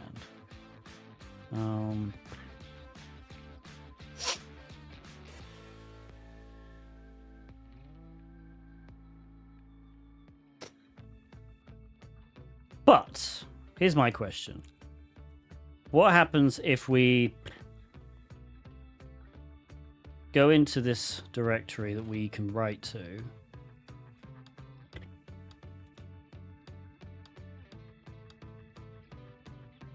Can we just create an executable called sudo edit here?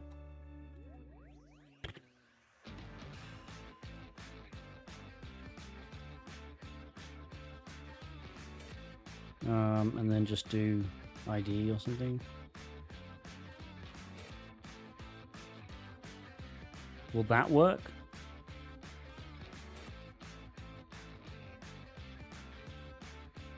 Crap.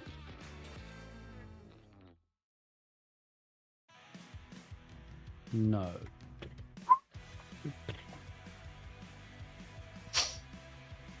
I want to check what these are.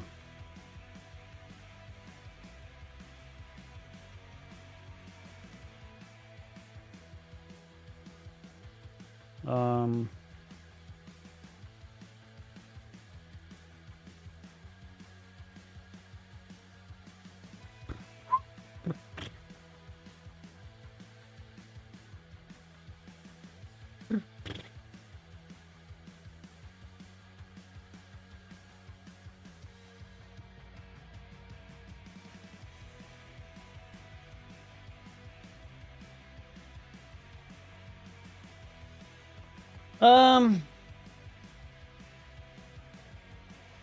Sudo Edit? Oh yeah, Sudo Edit uses Nano, right?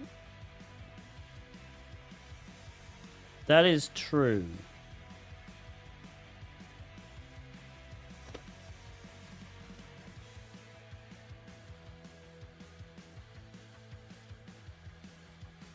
Control R. Oh, that might just be easier. Okay. I was just overthinking it. So we want to do Control R, Control X.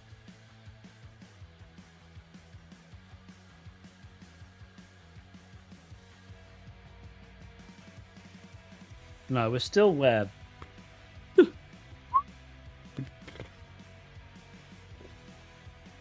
um,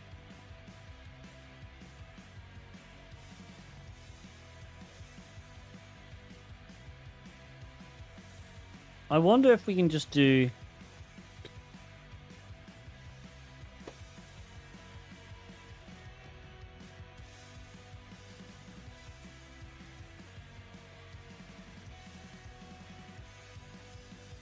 We just do that, bin bash dash p maybe?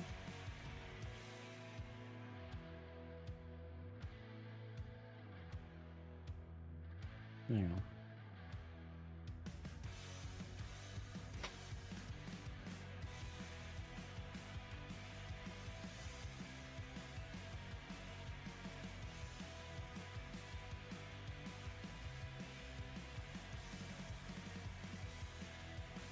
Maybe this.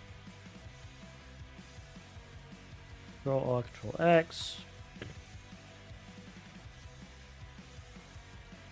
No, we're still web.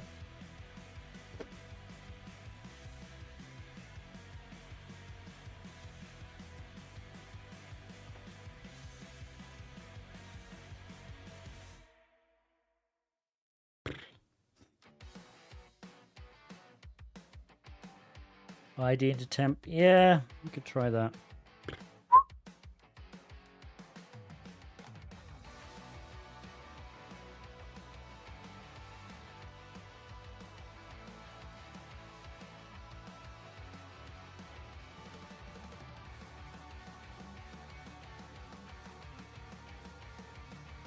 Yeah, it's files created as web.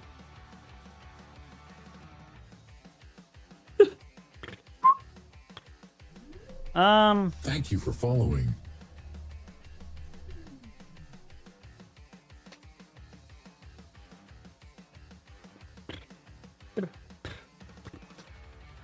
So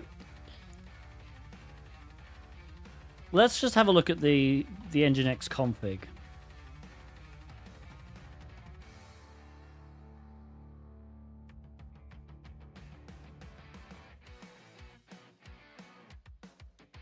So already downgrades to www data, which is really annoying.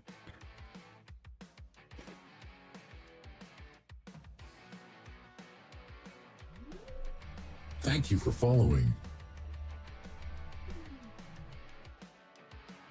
I guess the question is, you know what I should do? I should like create my own. Thank you for following.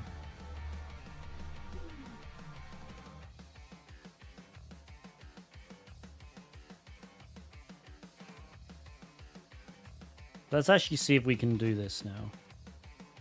Cat SSH ID RSA.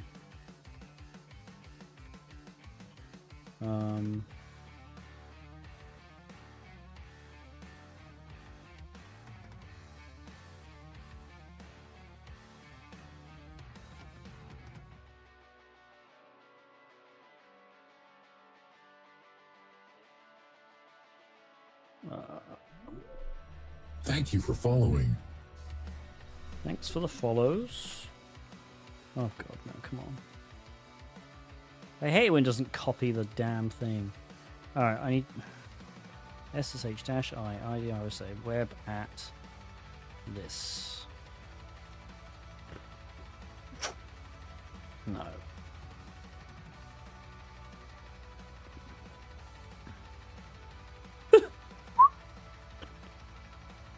Oh, I'm an idiot. Hang on. I need to cat idrac.pub into my authorized keys file. That might work. Thank you for following. Hooray! At least we got this damn thing now. Alright, so now we have a slightly more stable shell. What I was thinking of doing...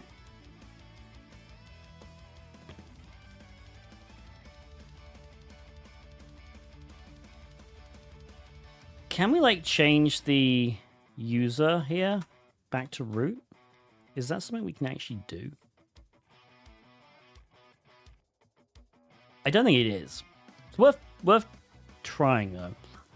I think maybe we have to put it in the HTTP section, maybe? Like, let me just X and no. So how Nginx works...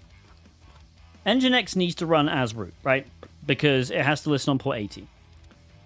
However, as soon as it binds to port 80, it basically then, if you have a line like this, it will downgrade the process.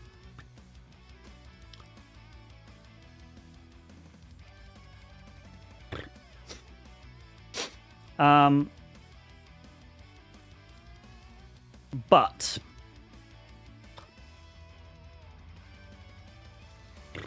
I'm not sure. It does modulesenable.conf, so I wonder if you can just override that then. I think you can just override it. If we put user back to root here.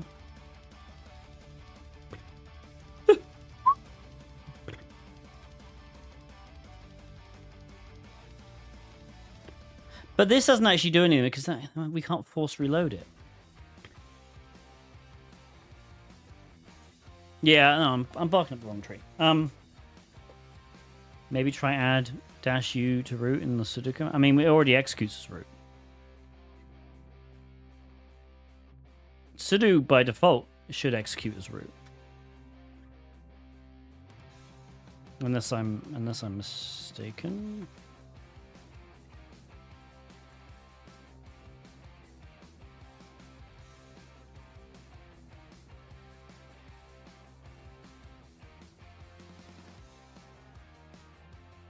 Yeah, it's the same. Thank you for following. Oh, what is going on? 2023? I don't know. What does that CVE do? Is that the one we came across before?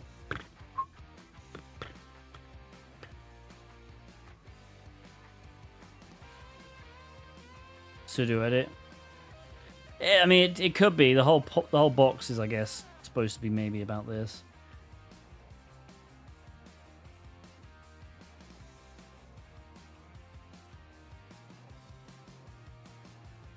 Yeah, we should probably check the sudo version. 1.9.12.p1. Yep, that is it. And user private environment variables. Okay.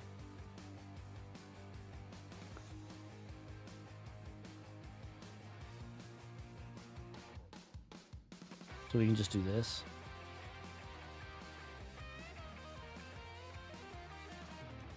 Is this just an example of it?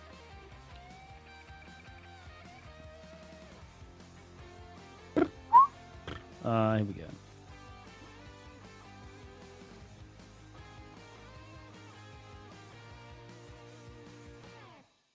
Let's read this exploit.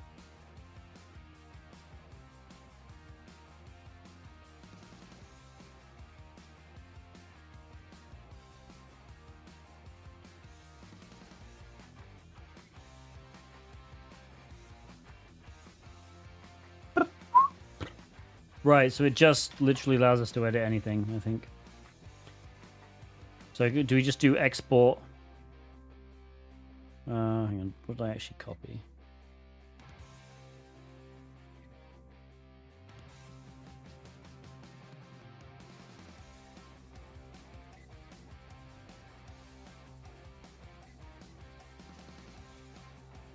Yeah, like that, right? and then I can just do my Sudoers thing.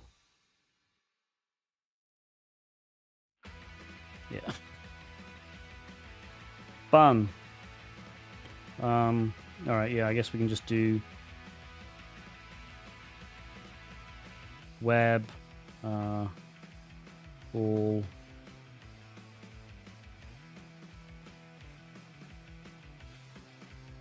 Yeah, it's probably just going to be easier to copy this, right?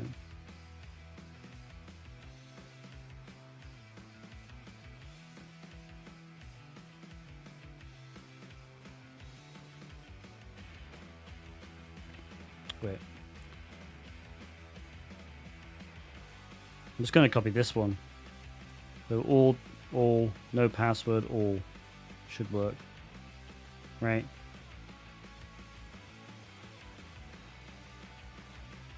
Press enter.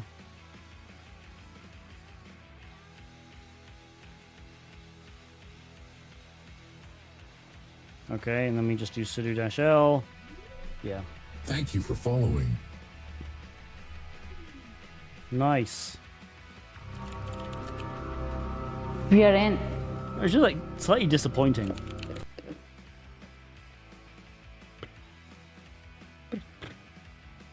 It's literally just a bug. It was a bug in sudo from last year, I guess, technically. I mean, quite a long time ago. The whole, I guess we should have realized. I just thought this box would be a bit more interesting. But it turns out the initial bug was because they were using an outdated library. And I get now the exploits because they were using outdated library. It's just annoying.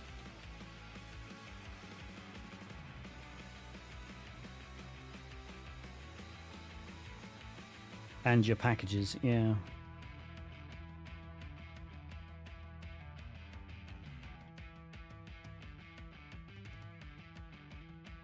It's like, I don't know. Compared to like a lot of the privilege escalations that we've done in the past on this channel, like this one was just boring. I honestly, like, I get why people make boxes with them. Isn't it pretty realistic? Yeah, but when a CTF's realistic? That's the thing. They just aren't.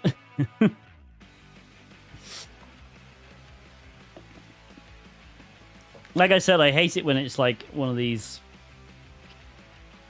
you know. And I've done realistic ones. I've done this one before. I think when it came out. Yeah, it's just annoying. Especially when there are like fun ones. Especially I guess I'm spoiled. I like doing the fun privilege escalations that require like, you know, you to scour the box. And especially when we find ones that aren't you're not supposed to do, like the one with the symlinks.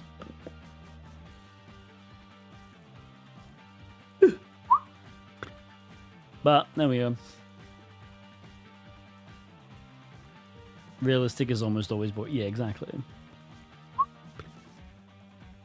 Privesc was sudo edit. Exactly. I also rarely do Privesc in my regular work. That's the problem as well. So like, I'm a web app pen tester, so like, privilege escalation is just kind of a thing I do on stream. It's not like something I do in my day job. So I'm always looking for the more sort of complicated ones, just because I like the complicated ones. That's my blind spot. That's my one weakness is the totally obvious crap. Which, if you watch my streams, you know I completely miss totally obvious stuff all the damn time.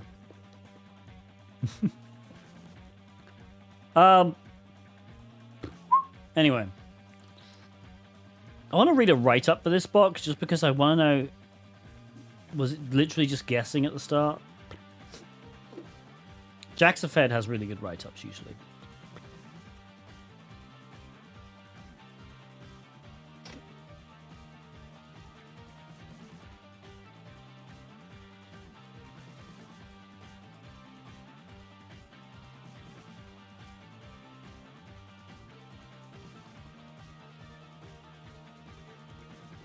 See, all this was fine.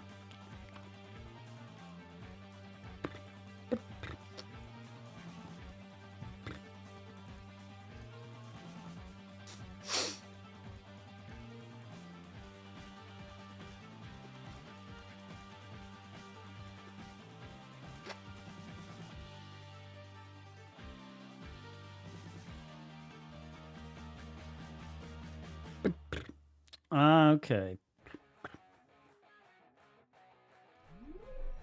Thank you for following.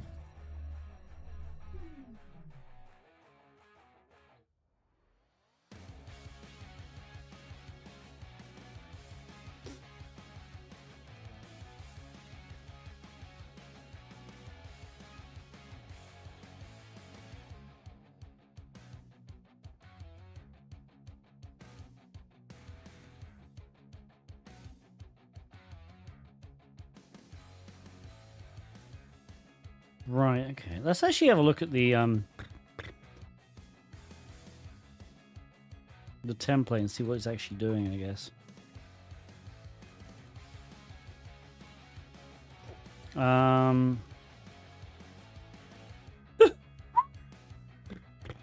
think it was settings.pjs.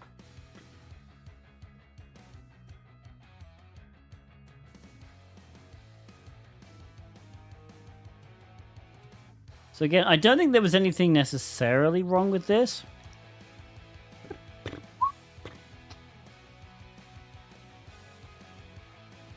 I think it was in the components. No, sorry, it'd be in the routes settings.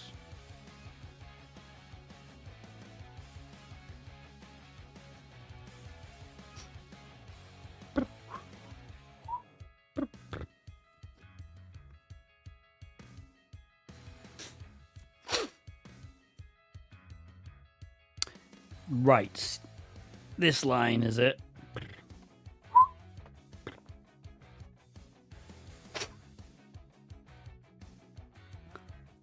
Yeah, this is it. This is the line that's wrong.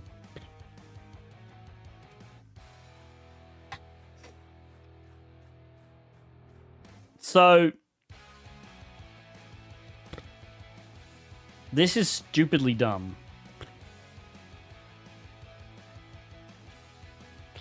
So they're using it. They're using. There isn't SSTI really in the sense that they're misusing templates. But what they're doing here, they're passing the entire body of the request to the render function, which is stupid. Don't do that.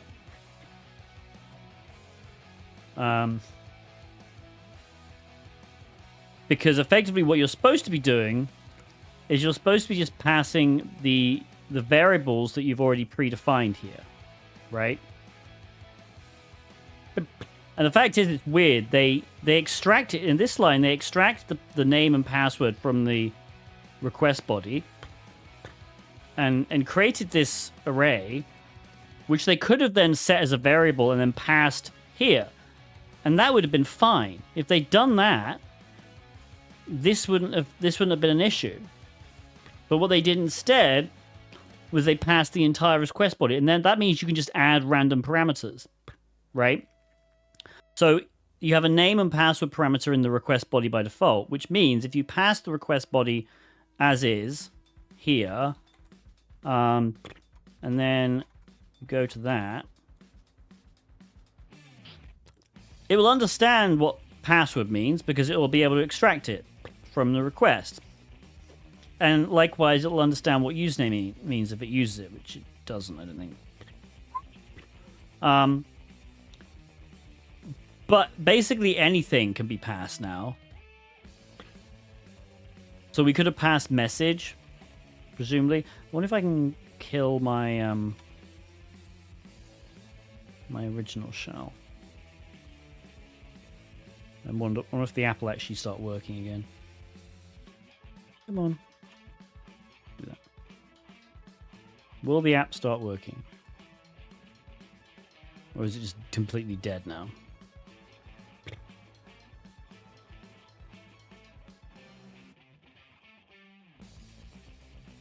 Maybe I have to kill this.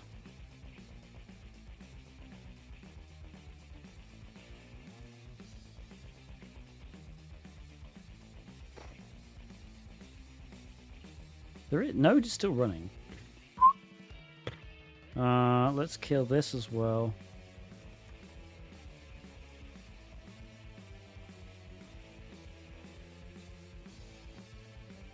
Okay, maybe?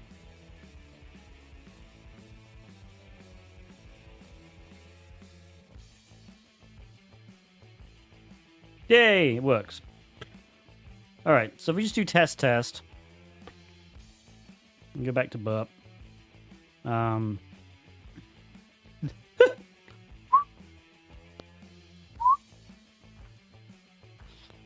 So if we now just include message, I think that should yeah. All right, so param miner would have worked as well. So basically here, if we edit the view settings. Right, so we've just passed message in. Okay.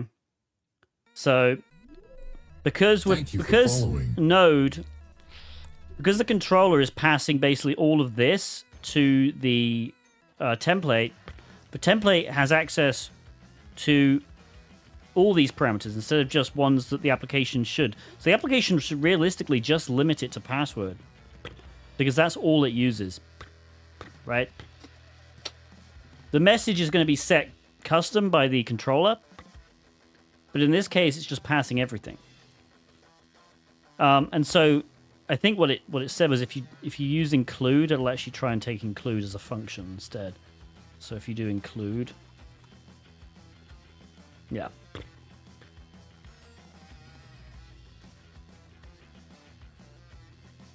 So what it's doing here,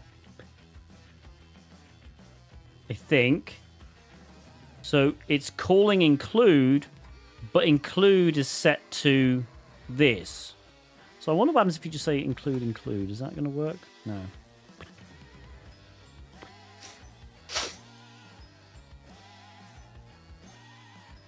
Yeah, I don't know quite. Hopefully it's kind of obvious what's going on. Basically, because you're passing variables directly into the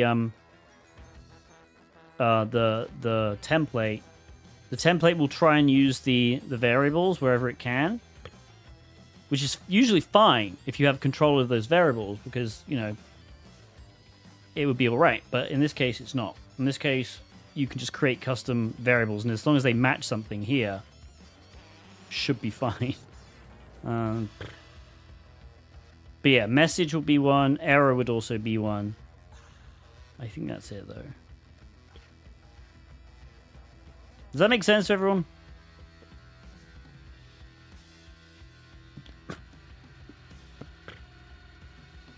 Something like mass assignment?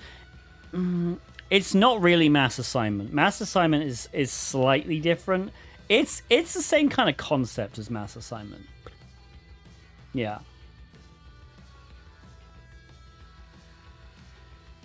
What are my thoughts on OWASP Zap? It's no longer OWASP Zap. That's the funny thing. It's just Zap. Actually, it's Checkmarx Zap now. They got bought by Checkmarx. It's honestly, it's not. It's fine. It's not my favorite. If for free, it's really good. Like if you absolutely need a free thing, then it's probably fine like to use. Like honestly, but community is still really good. In terms of like features, it's definitely got lots of features. It's got way more features than Kaido. It probably hasn't got as many features as Burp. It has got a lot of plugins though, so you can get plugins. So you know. But yeah, now that the devs have been hired by Checkmarx and they're getting paid to develop it, I feel like it's going to be a lot better soon.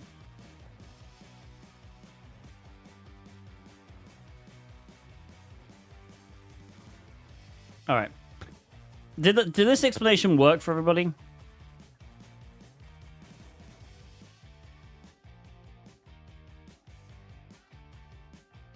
Auto scan stuff. I honestly, it's fine. Yeah, Burp Communications Intruder is bad, but then just go to the BAP store and get Turbo Intruder. If you don't mind running a little bit of Python, Turbo Intruder is amazing.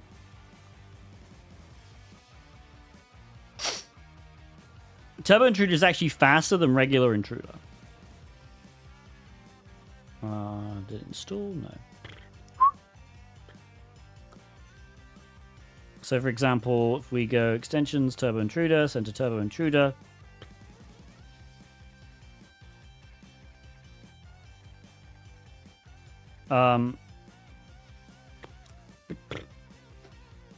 So the only difference here is you have to like write Python. But you have a bunch of scripts. So we do basic. So I tell you what, let's actually do something. Let's find a param. One of the param miner. User share sec lists. It's going to be discovery web content, I think, and then we need param miner.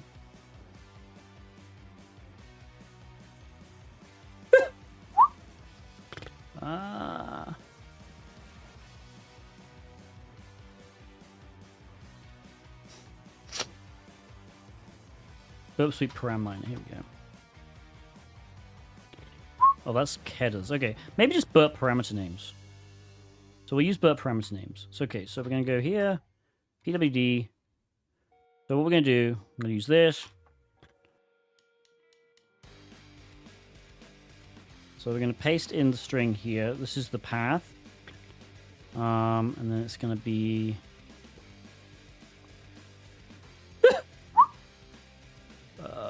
crap. Burp parameter names. So I'm just going to show you guys how this path will work. So basically, this is like the basic one. So we're just going to... This is for one... If you want to just test one thing. So we're going to iterate for word in... And then we're opening this list. We're going to do an R strip just to get rid of any new line characters on the end. Engine.q, target.request. That's the target. This is all good. So now what we want to do... We need to actually tell it where... to fuzz, and in this case we actually just want to fuzz here, and so what we do is do %s. Okay, %s there, and then we just click a tag, and it's going to warm up the engine, and then it's going to start doing all this lovely stuff, and you see how immediately we get all these errors.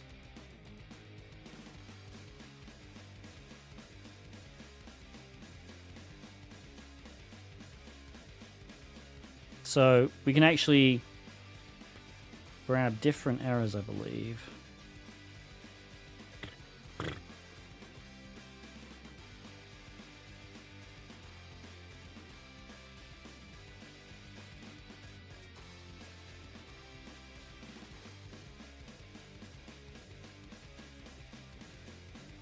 So I don't know how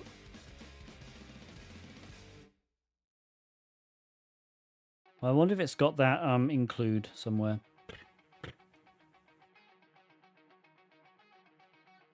Did it have include anywhere? I'm hoping it'll have include, because include had a different error message, remember? We've just got reference errors right now.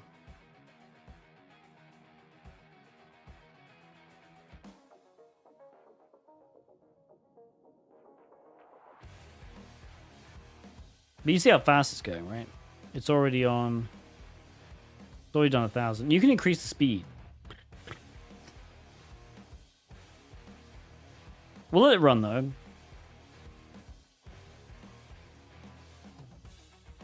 Ah, here we go. Clients. There we go. So Client apparently calls this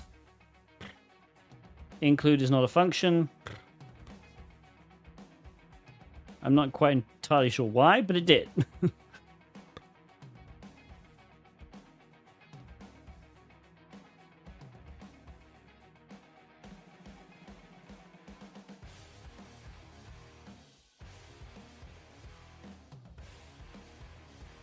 Anyway.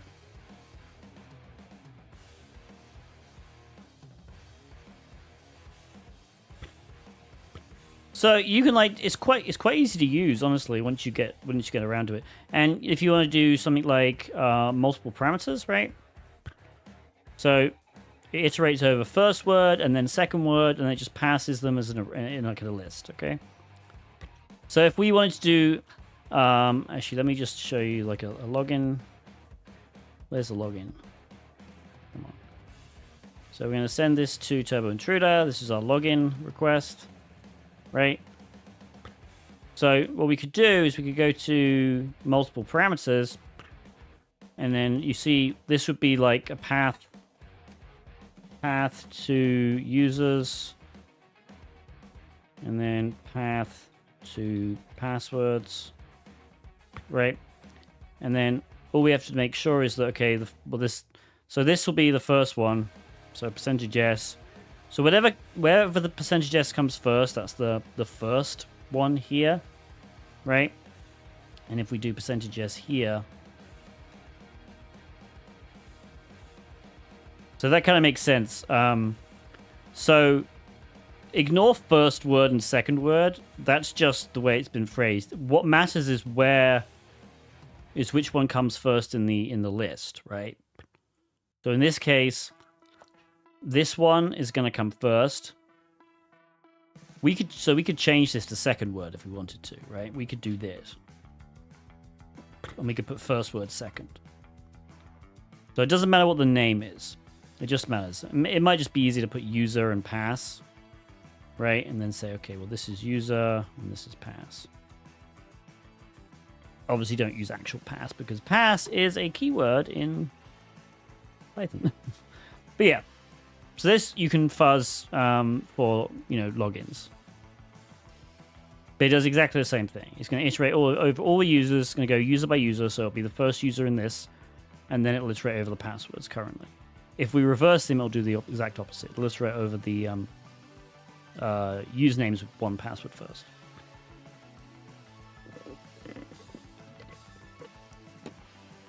Cool. All right. That's it for today. I've already gone over. I said I was only going to stream for like 2 hours. I've already done 2.5, but let's see who else is streaming. I appreciate the raid by Low Level. That was very kind. And we're under 150 followers to go. Nobody is online. Lovely. All right, hang on. Let me actually just check Twitch and see if there's anyone. Okay, well, Kitty Burrito's online. Kitty Burrito is a friend of the stream. She just does gaming, though. Unfortunately, there's nobody else I can see who's actually online doing any kind of dev stuff. She is playing Silent Hill 2, though. Anyway, we do like Kitty, so we're going to raid Kitty. I believe Cypress Bank is a reference to Mr. Robot. Yeah, I believe this box was inspired by Mr. Robot. All right.